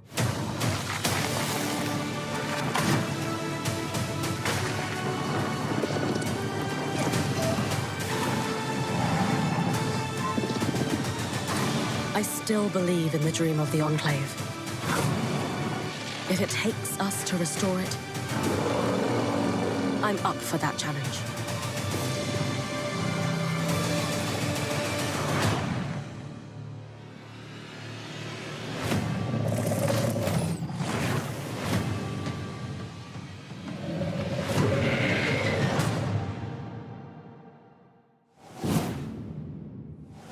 As a totally impartial observer, I think they did a great job casting that role. Our next most wanted game is from a developer who created a few quintillion planets last time around, but now is focusing on just one. Explore a fantasy world the size of planet Earth in Light No Fire.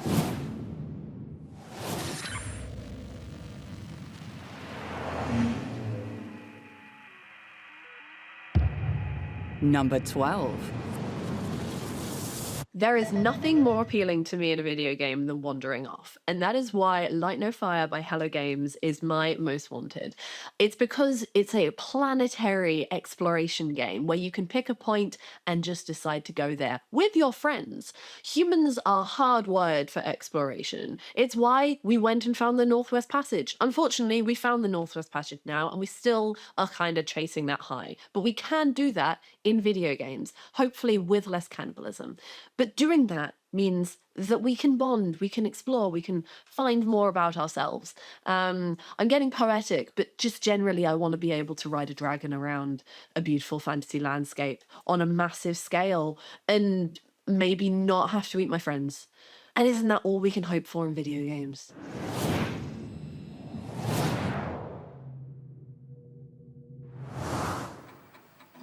What if Pablo Escobar and the cartels of the 80s had the internet? Welcome to Miami, 1985, where the cartels have more than just guns. In this world, hackers are the cartel's most dangerous weapons. And the biggest cartel's top crew is untouchable. Until now. Okay, Vita, you got 60 minutes before Astra comes back. The electronic crime unit has one chance. 1 hour a day to infiltrate the cartel's supercomputer and take them down from the inside. But the clock is always against you, and one wrong move could blow your cover. In Vice Undercover, no one is who they seem.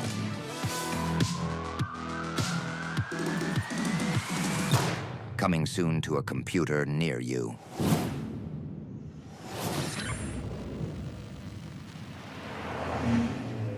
Number 11. Metal Gear Solid Delta Snake Eater. I am so excited for Metal Gear Solid Delta Snake Eater, which is a remake of one of my all-time favorite games. I'm so happy that it's gonna bring so many new fans to the series, but it's also gonna please all-time fans like me. I've made 4 games so far and currently working on the 5th one that are inspired by this series. And so you can imagine when I saw the trailers with the amazing graphics and the quality of life improvements, I just got so excited. I replayed the old ones a bunch of times already just to get ready for it. And so I hope you're as excited as I am. It's got director Nakamura, who's been with the series since MGS1, so they know what they're doing and it's gonna be amazing. Once again, you're a one-man army in Metal Gear Solid Delta Snake Eater. Before we move on to our top 10 most wanted, let's check the logbook for a quick recap on everything we've seen so far. Number 20, Perfect Dark. Number 19, Menace. Number 18, Mafia: The Old Country. Number 17, Dune Awakening. Number 16, Witchbrook. Number 15, Skate. Number 14, Project 007. Number 13, Atomfall. Number 12, Light No Fire. Number 11, Metal Gear Solid Delta Snake Eater. Time for some tactical shooting and a fair bit of backstabbing. Next up on our wish list, 3 teams of 4 battle for control of an arena in asymmetrical FPS Alara Prime.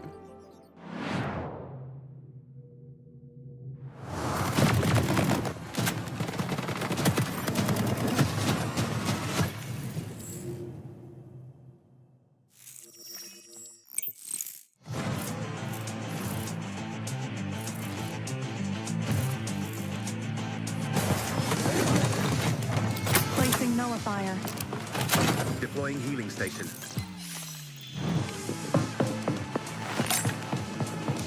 Flash out. Sending a decoy.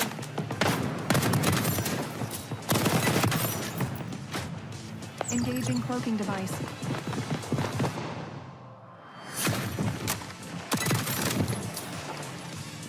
Capturing the uplink.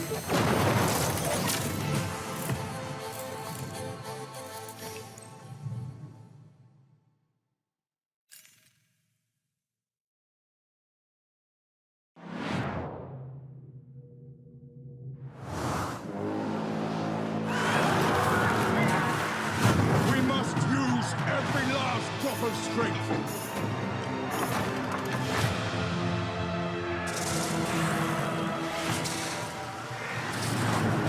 The Niners are overwhelming the defenses!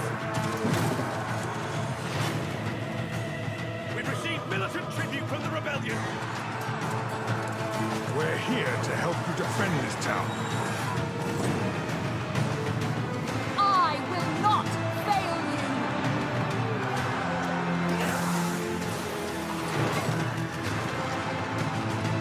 Death comes for you. They're trying to flank our base!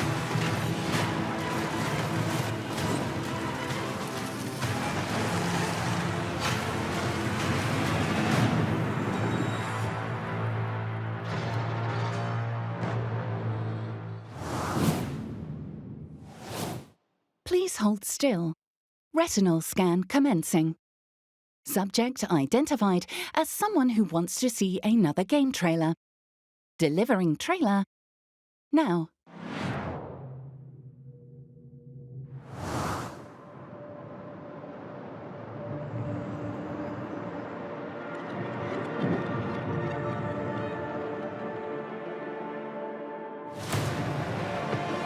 What if all my decisions were right?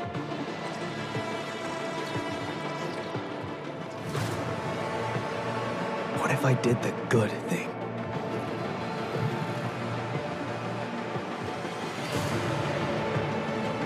What if I don't want to change anything? And what if I was wrong?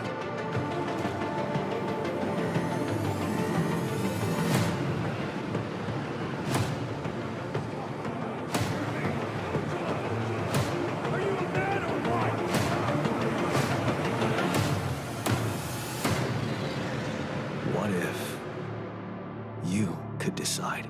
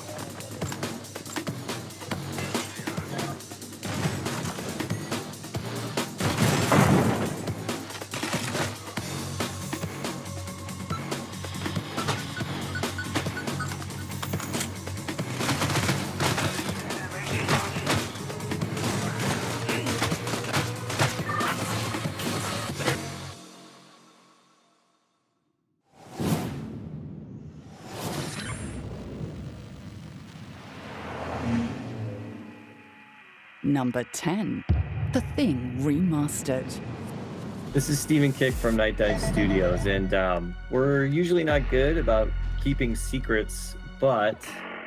I'm gonna hide this tape when I'm finished. If none of us make it, at least there'll be some kind of a record. We still have nothing to go on. Have you found anyone yet? I just arrived. See if you can find anything that'll give us an idea what happened. Stay the hell away from me, I'm warning you. I need your help. I ain't going nowhere with all those things out there. Kill them, and I'll help get us out of here.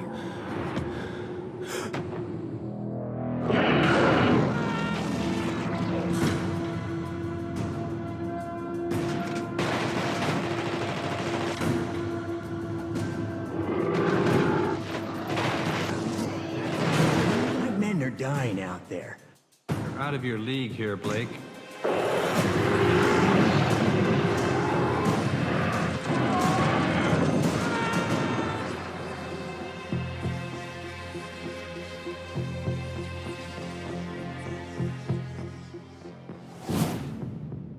Trust no one. Except for me, obviously. When I tell you the thing remastered is out and you can play it right now.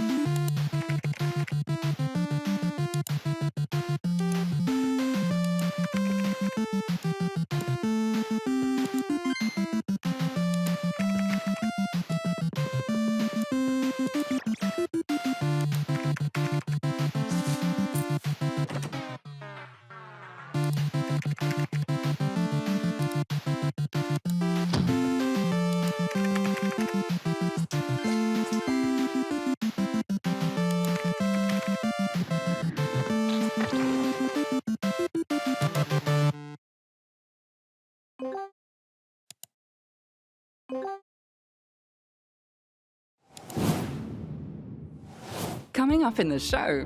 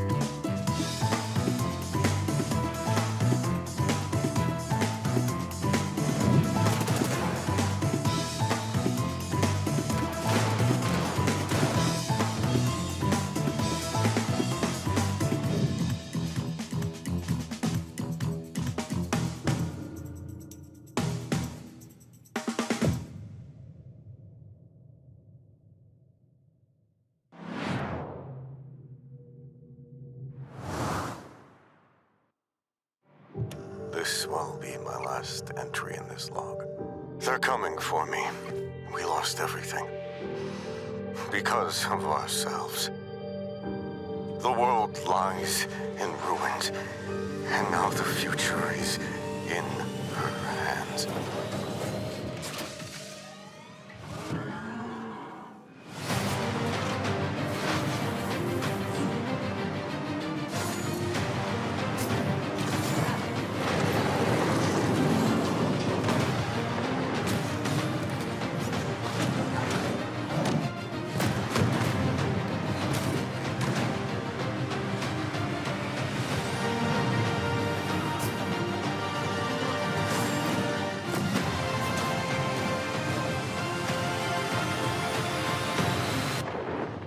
You are our last hope, or our last threat.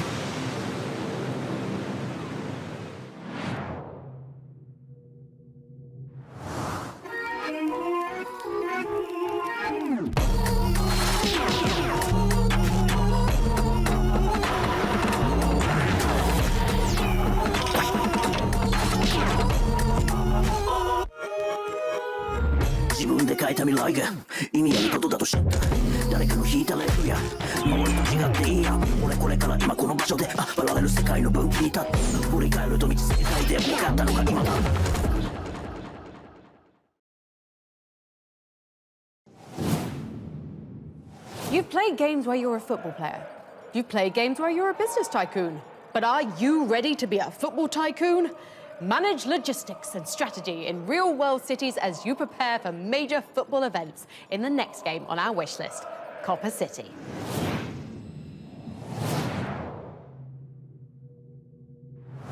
Welcome to Copa City.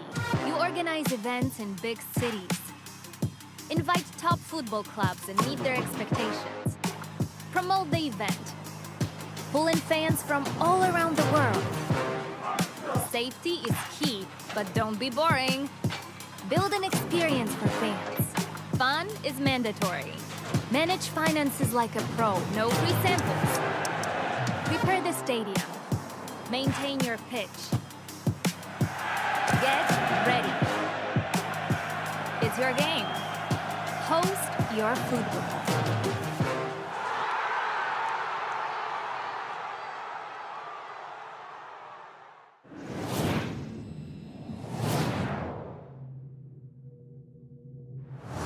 Our story began with a few steadfast companions, a dream and a woodcutter's axe.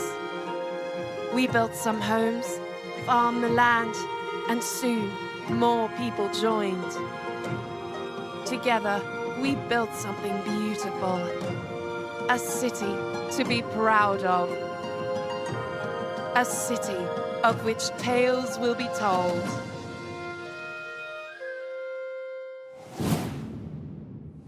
That one's going straight to the top of my wish list, and something tells me our next game is going straight to the top of yours.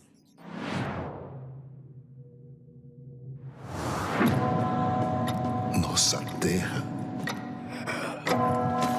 há de parar de queimar hoje.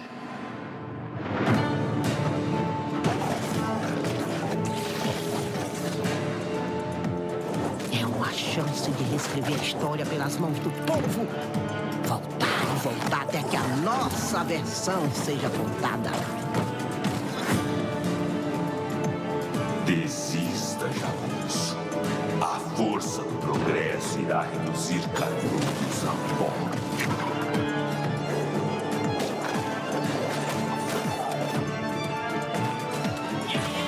Lei não é justiça.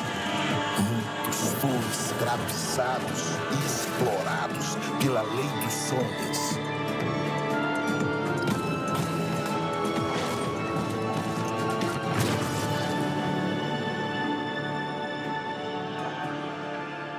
Eu vou trazer nosso conselheiro de volta, nem que eu tenha que descer até o quinto dos infernos.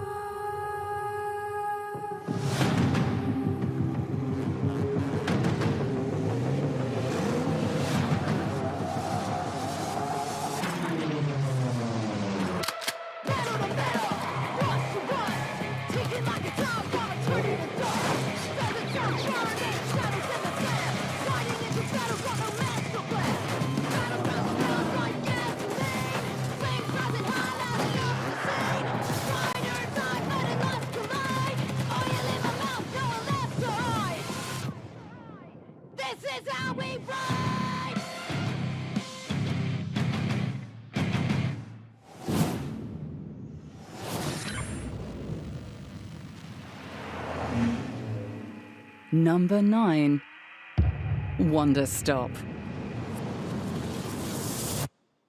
Hi, my name's Davey Reedon, and along with the rest of the team at Ivy Road, I've been creating Wanderstop, a narrative cozy game about making tea.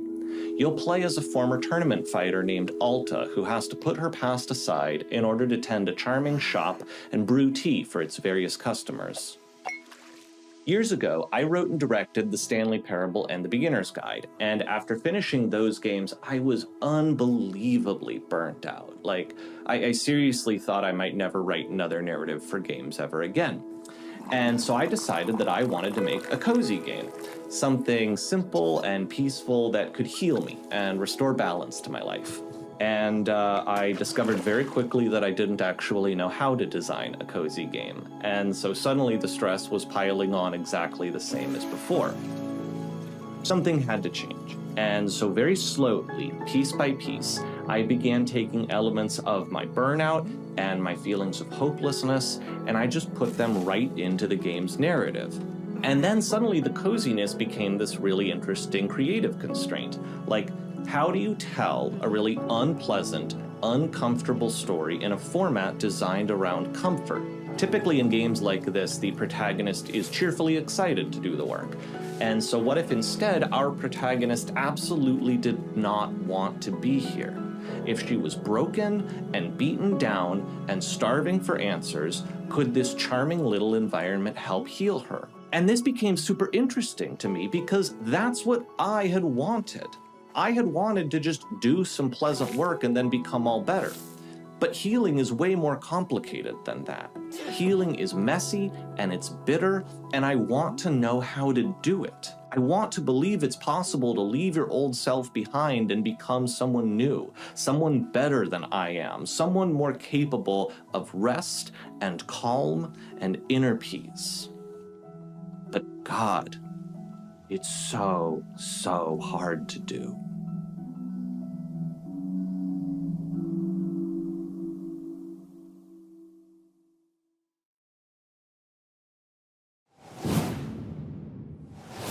Is anyone else up for a piping hot cuppa?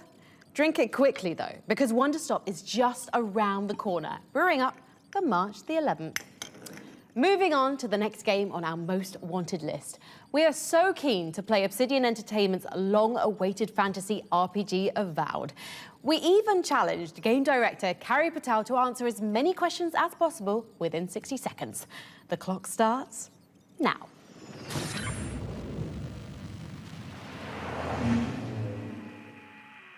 Number 8. Avowed. My name is Carrie Patel. I'm the game director of Avowed, and I'm about to answer some rapid-fire questions. All right, let's get into it. Carrie, what's the best thing about being a godlike in Avowed? Getting some sick facial fronds. Isn't there an awful lot of dying for this being the Living Lands? If you're playing it right, yes, but hopefully it's not happening to you. Can you tell me what difficulty options players are going to have in Avowed? You'll get a range similar to what we offered in Pillars of Eternity and Deadfire, which is pretty broad. So if you had to pick, what are the best weapons to dual wield? Dual pistols. What are the worst weapons to dual wield? Dual maces. Isn't bringing a gun to a sword fight kind of cheating? Not when you have to reload after each shot. It's pretty balanced. What about bringing a wand to a sword fight or a gunfight? Just make sure you've got Arcane Veil. Did any of Deadfire's sea shanties make it in as Easter eggs? Well, you'll have to explore and find out. What's your favorite magic item if you had to pick just one? There is a Draconic Charm that's pretty helpful. Carrie, when and where can I play Avowed? You can play Avowed on February 18th, and you can wishlist Avowed right now on Xbox consoles, PC, and Steam.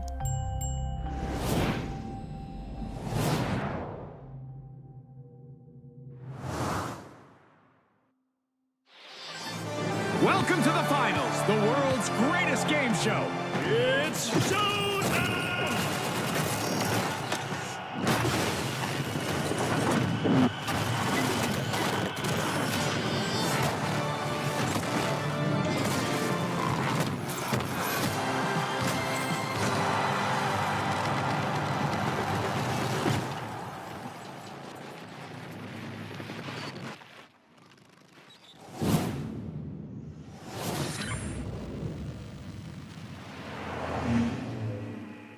Number 7. Kingdom Come Deliverance 2. Hans, look at me. For the love of God! My boy, war is a nasty business. And it is better to have your head on your neck and your foe on his knees than the other way around. These days, we have all sorts of vagabonds, drifters, outlaws, and bandits roaming the country. I urge you all to be vigilant. You know who I am! Sigismund is mustering his allies and their armed forces to Kuttenberg. He'll have torched all our fortresses and carried off everything that we possess. Now! Are we seriously gonna wait, cower in a corner? Or are we gonna drive them out in shame?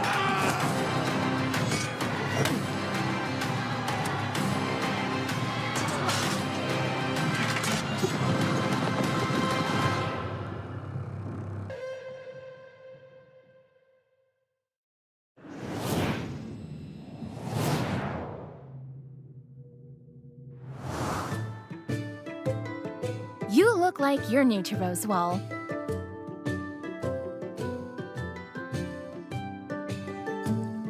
Things work a little differently here, in a good way.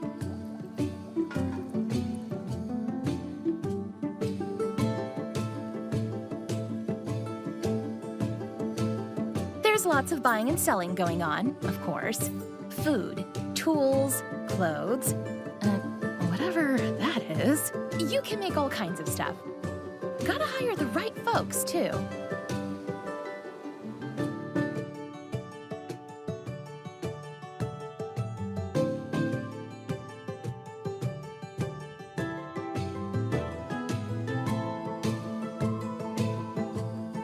There's also a whole mystery afoot.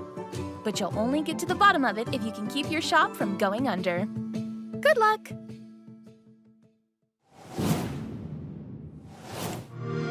Hey, don't freak out. You're in a PC Game Pass ad. Want to boot up Call of Duty Black Ops 6? Yeah. New games on day 1. We got you.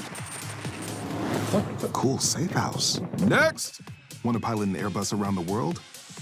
But I don't know how to fly. Yeah, me neither. You're now cleared for PC Game Pass. I want a new career. F1 driver, Jedi, musician. Wibbs got Boo. This is my kind of office party. I want an epic adventure. Have you heard of the Great Circle? What? We got you. I'm traveling the world? Hold on to your hat. Who's next? I want to play with all the League of Legends champions. Riot benefits. Say less. We got you. I meant the ones in the game? You're in the game now. Get all this and more with PC Game Pass. You know what I'm gonna say. Yeah, we got you.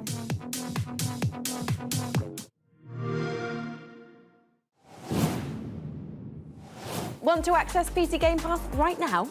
We are giving away 1,000 free codes so you can check out everything Game Pass has to offer for free. For a chance to win, just visit the link below.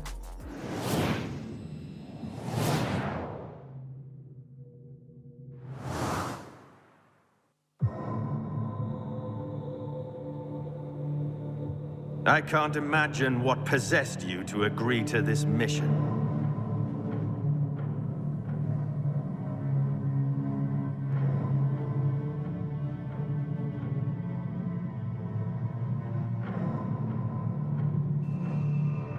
As for the answers you seek, I can only set you on the path.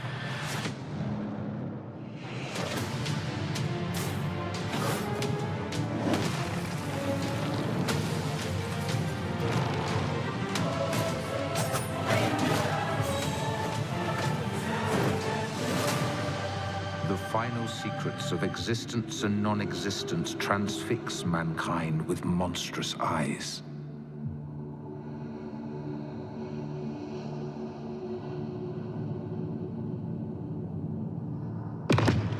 We are to witness the divine.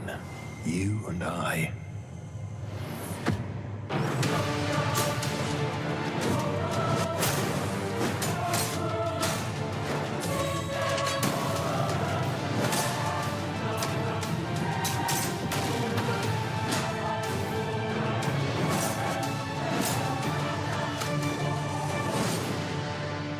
May the God of Heaven inspire your heart with peculiar determination.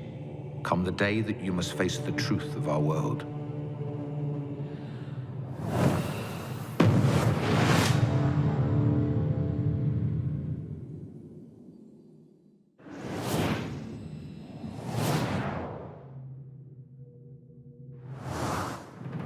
Through songs, we summon heroes of old, honored or cursed. We are wardens of the She, gatekeepers of the other world. We are bards, druids, warriors. We are Fianna.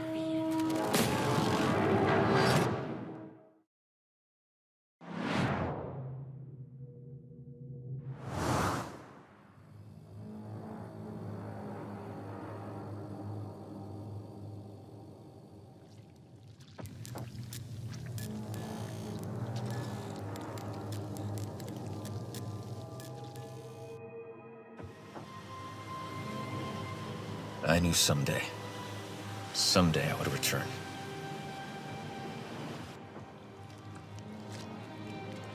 But this place, this oasis, it's not how I remembered it. It's strange. The longer I stay, the more I start to believe that maybe I never left. Everyone I ever loved vanished. I came here seeking answers. And those that remain here, they won't let me have them. If I don't tread lightly, this place will become my prison.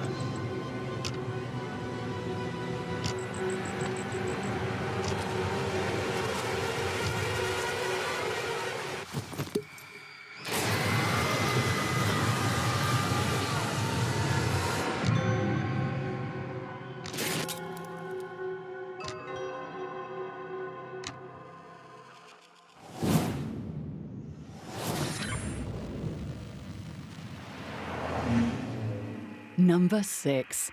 Death Stranding 2 on the beach. Let's talk about Death Stranding 2 on the beach, because I'm not ready. And I think that's the point. Like, do I have much patience for auteur worship? No, I don't. But do I have a favourite guy in the whole world? Yes, I do. It's Hideo Kojima. Like, whatever he's putting down, I'm picking it up. I am tangling myself in the strands. Let's do it. Because have you seen this footage? What is happening in this game? We've got a little man now that you can wear on hanging off your belt, and he's like a little puppet, and he talks, and he's moving at a different frame rate to everyone else. There's a guy whose electric guitar is a weapon that shoots lightning at people. Like, come on, let's go. I just have to know more, and I have to fight the fight and wave the flag for weirdness in game dev when everything is so homogenous. Kojima Productions are out there, just bombastic, massive swing storytelling and high concept world stuff that's like, just there isn't anything else like it. So yes, I am most excited for Death Stranding 2 on the beach coming out in 2025. We are this close to reaching the top 5, people. But first, a quick recap of the most wanted games we just revealed. At number 10, the restoration of a 2002 horror classic, The Thing Remastered, which is out right now. Percolating at number 9 is cozy tea shop sim Wonderstop, while Obsidian's fantasy RPG Avowed cast a spell at number 8. Kingdom Come Deliverance 2 galloped into the 7th slot, and Death Stranding 2 on the beach bridges the gap at number 6.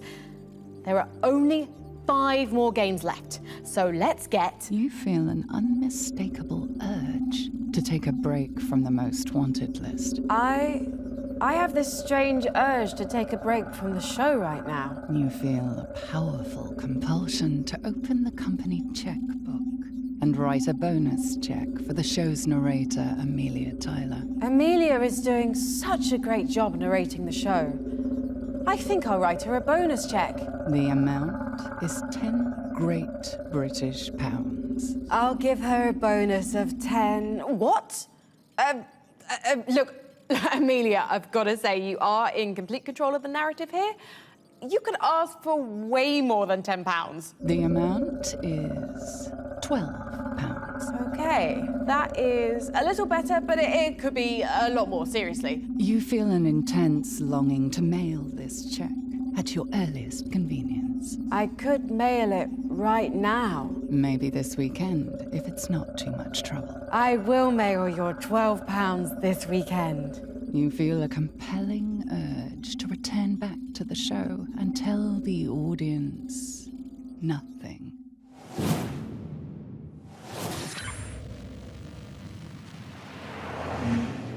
Number 5, Grand Theft Auto 6.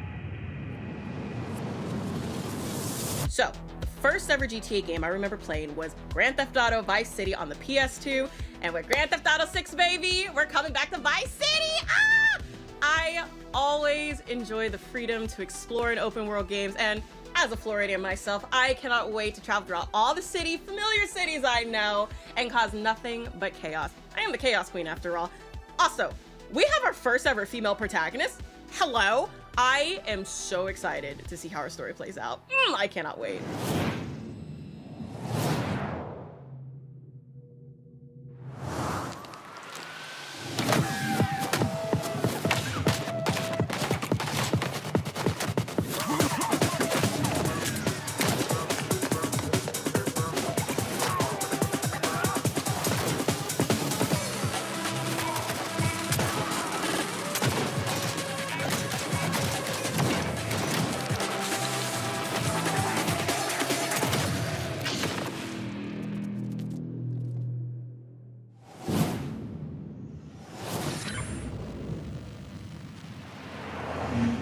Number 4, Slay the Spire 2.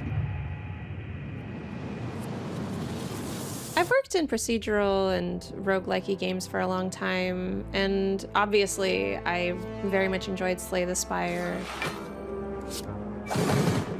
But I'm mostly curious about Slay the Spire 2 because the first one kicked off a whole new excitement and chapter of indie games with deck building. And so I feel like as a designer, I have to play Slay the Spire 2 just to be conversant in what the next chapter of games might look like. Before we reveal the 3 games sitting at the top of our most wanted list, let's recap everything we've seen so far. Judas. Killing Floor 3. Control 2. Crescent County. Citizen Sleeper 2. Perfect Dark. Menace. Mafia: The Old Country. Dune Awakening. Witchbrook. Skate. Project 007. Atomfall. Light No Fire. Metal Gear Solid Delta. Snake Eater. The Thing Remastered. Wonder Stop. Avowed. Kingdom Come Deliverance 2. Death Stranding 2 On the Beach. Grand Theft Auto 6. Slay the Spire 2. It has been a monster of a show, and we're now on the hunt for our last 3 games on the most wanted list. Hey, that's a pretty big hint for the wild game that's sitting at number 3.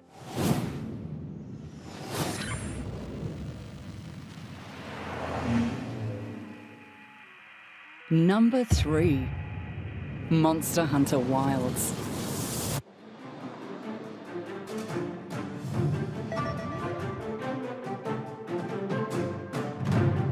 モンスターハンターアートディレクターの藤岡要です。よろしくお願いします。そうですね、ワールドが結構多くの人に、手に取ってもらえることっていうのは僕たちにとってもすごくそのモンスターハンターで僕たちが大事にしているゲームデザインとか、表現力っていうのが世界の方にこうすごく理解してもらえるものだっていうのは自分たちにとってもすごく自信になりました。ワイルズの方は本当にさらにそのモンスターハンターでワールドで評価してもらった部分っていうのをさらに拡張して、よりそのワールドで興味を持ってもらった人にしっかりモンスターハンターのファンになってもらうっていうのを、心がけて制作しました。大型モンスターの描き方としてもすごく幅を持たせたいっていうのはワールドからの、僕たちの欲望というか要望が出てきたので、今回は大型モンスターであってもその群れをなすっていうので数をかなり出したいっていうのがあって、で最初の頃からその群れの制御だったり、群れ同士がぶつかり合った時にどう、個々が動いていくのかとか、そういったところはかなり力を入れて検証していきました。分かりやすいところで言うと傷がついてそのついた傷を狙っていくっていう、ダメージを上げるためにその傷を狙っていくっていう遊びが、今までのモンスターの弱点部位を狙っていくっていう部分とさらにその傷ができた場所を今度は狙っていこうみたいな、その大きな流れの中にまたその小さな流れみたいなものも出てくるので変化が出てくるので、やっぱりその常にこう狙いが変化していくっていう遊びは今までにないその、プレイングになってると思いますし、こう楽しそうにプレイしてるってもらってるっていうのはやっぱりいつでも大事にしたいというか、そこがやっぱり一番嬉しいところで、やっぱその上手に遊べない、アクションゲーム苦手そうな人でも楽しそうに遊んでるとか、うまくそのなんていうか、例えばモンスターにやられてしまってもなんか楽しそうにそのしてるとか、うろうろしてるだけで楽しそうにしてるなとか、なんかそういういろんなこうその人その人のいろんな見方でいろんなこう楽しみを見出してくれてるのを見ると、やっぱりモンスターハンターでいろんなところにこだわって、皆さん本当に皆さんの応援のおかげで20年ずっと作り続けることができたっていうのは本当に感謝ですし、その20周年そういう人たちに対してもこうしっかり届けたいものとして作り込んだワイルズが、20周年っていう大きなモンスターハンターにとってもすごくメモリアルな年に出せたっていうのも僕たちにとってもすごく、感慨深いものがあります。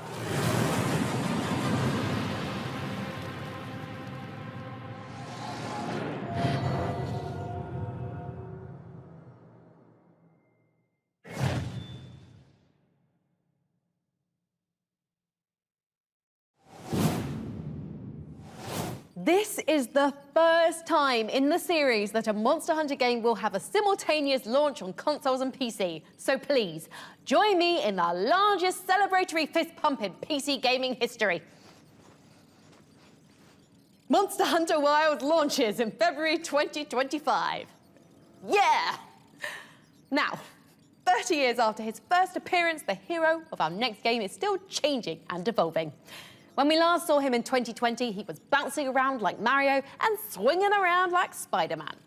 But in his next adventure, he's flinging a shield like Captain America and using a cannon that fires shredded skulls like, well, like a Doomslayer.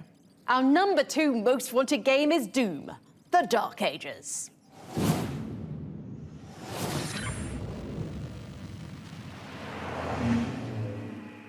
Number 2.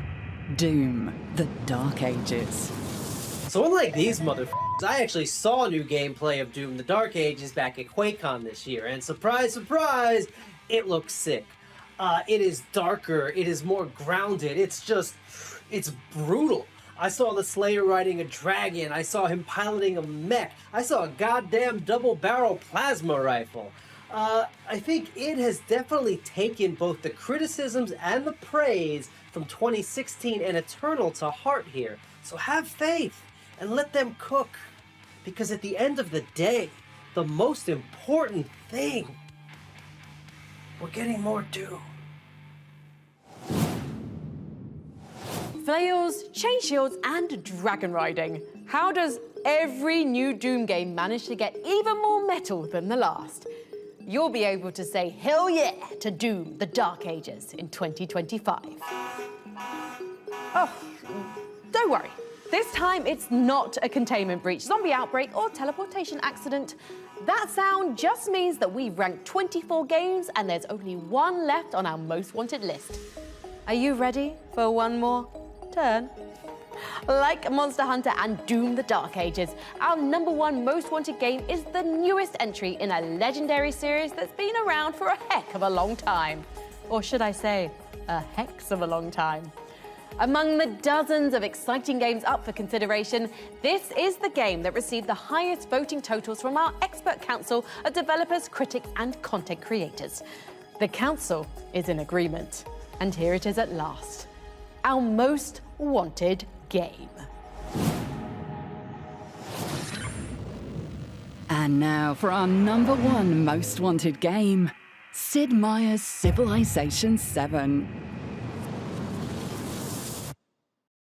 Dear Firaxis Games, our imminent council have been hard at work building a definitive list of the most exhilarating and anticipated PC games on the horizon. Assembled from more than 80 of the most talented game developers, prolific content creators, and heralded game critics, we gave them one assignment. Using the wisdom that they have gained from weathering the tumultuous ages of the games industry, the council have decreed Sid Meier's Civilization 7 to be the most wanted game of 2024. Wishing everyone at Firaxis Games a successful launch, and once again, congratulations to our most wanted game of 2024. With profound admiration, the Council.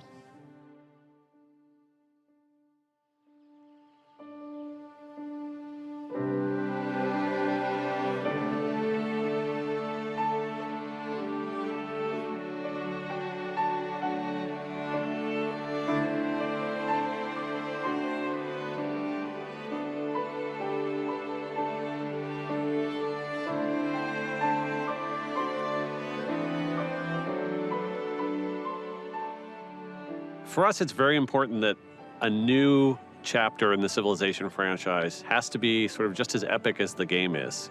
We can't just iterate a teeny little bit in certain areas, polish up the graphics. That's not worthy of another chapter in the Civilization story. If you look back over the whole course of the franchise, has been a constant is that each major new version does innovate and does take a few things that maybe were standard and were established and goes ahead and uproots those in the service of getting to the next major milestone for the series. We had a lot of data that people would play Civilization games and they would never get all the way to the end. They just wouldn't finish them. And so we wanted to do whatever we could, whether it was reducing micromanagement, restructuring the game, really address that problem directly.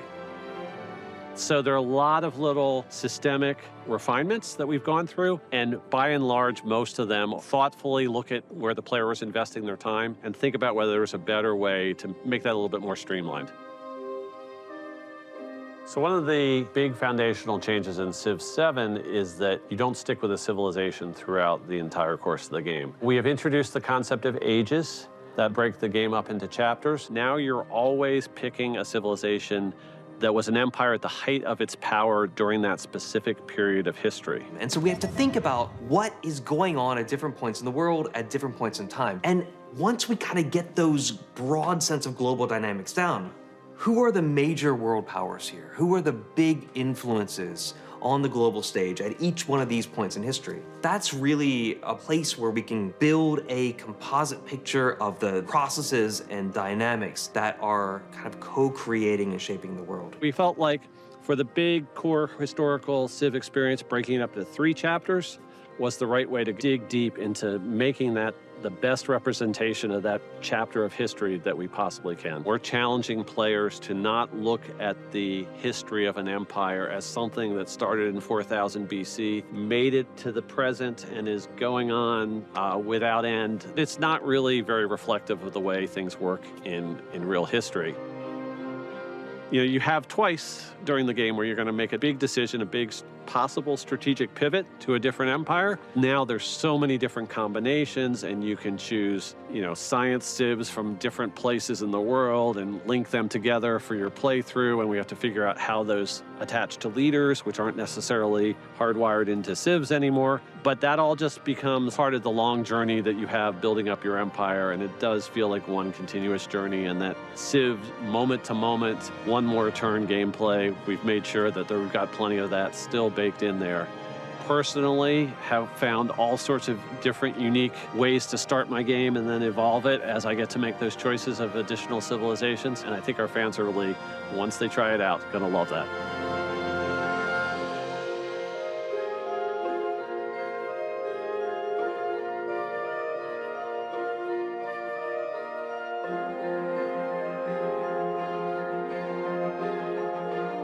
Sid Meier's Civilization 7 is coming to PC, Mac, and consoles on February 11th, 2025.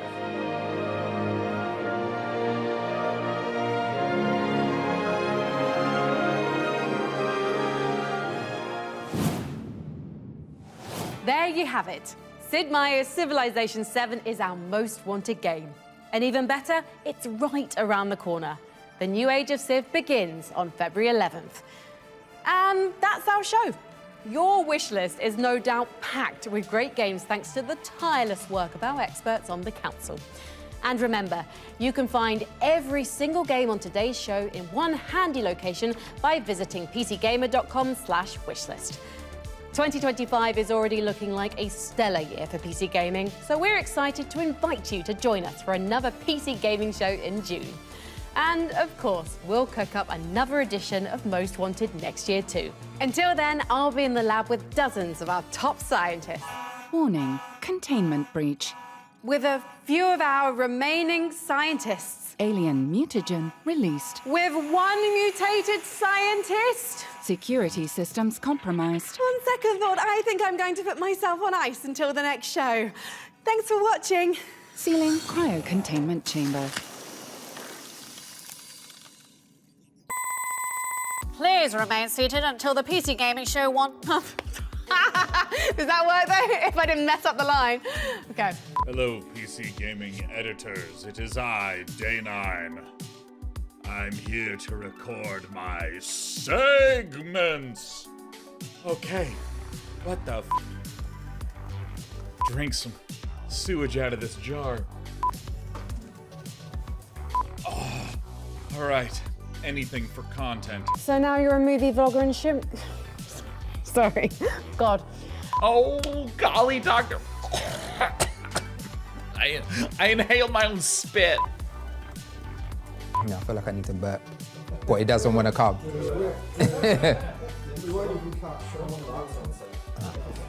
Let's go. Horror games. We're going to drop into proximity chat with someone who spent their fair share of time in sandbox horror games. I really like horror games. What is it with you interns and jump scares? Blah, blah, blah. That's a pretty waveform. I'm being an idiot. Is that what you're calling it? A mouthful? Snake eater? Sorry, I'm a child. I shouldn't be allowed around adults. Or other humans in any way, of any age. I do my own stunts. I'm the Tom Cruise of the PC gamer. Your wish list, fuck, I can't do wish list. I'm so sorry. What is, oh my gosh. Showing us that nothing, showing us there's nothing, showing us there's nothing. Upscaling with DLSS. And I'm not just saying that because our scientists are part of the same union as James Bond. Oh, I actually said James right. I second guessed myself. Bloody hell. I'm going to seal up the lab and take a long weekend. Thanks for watching. Oh shit, that was so bad. No.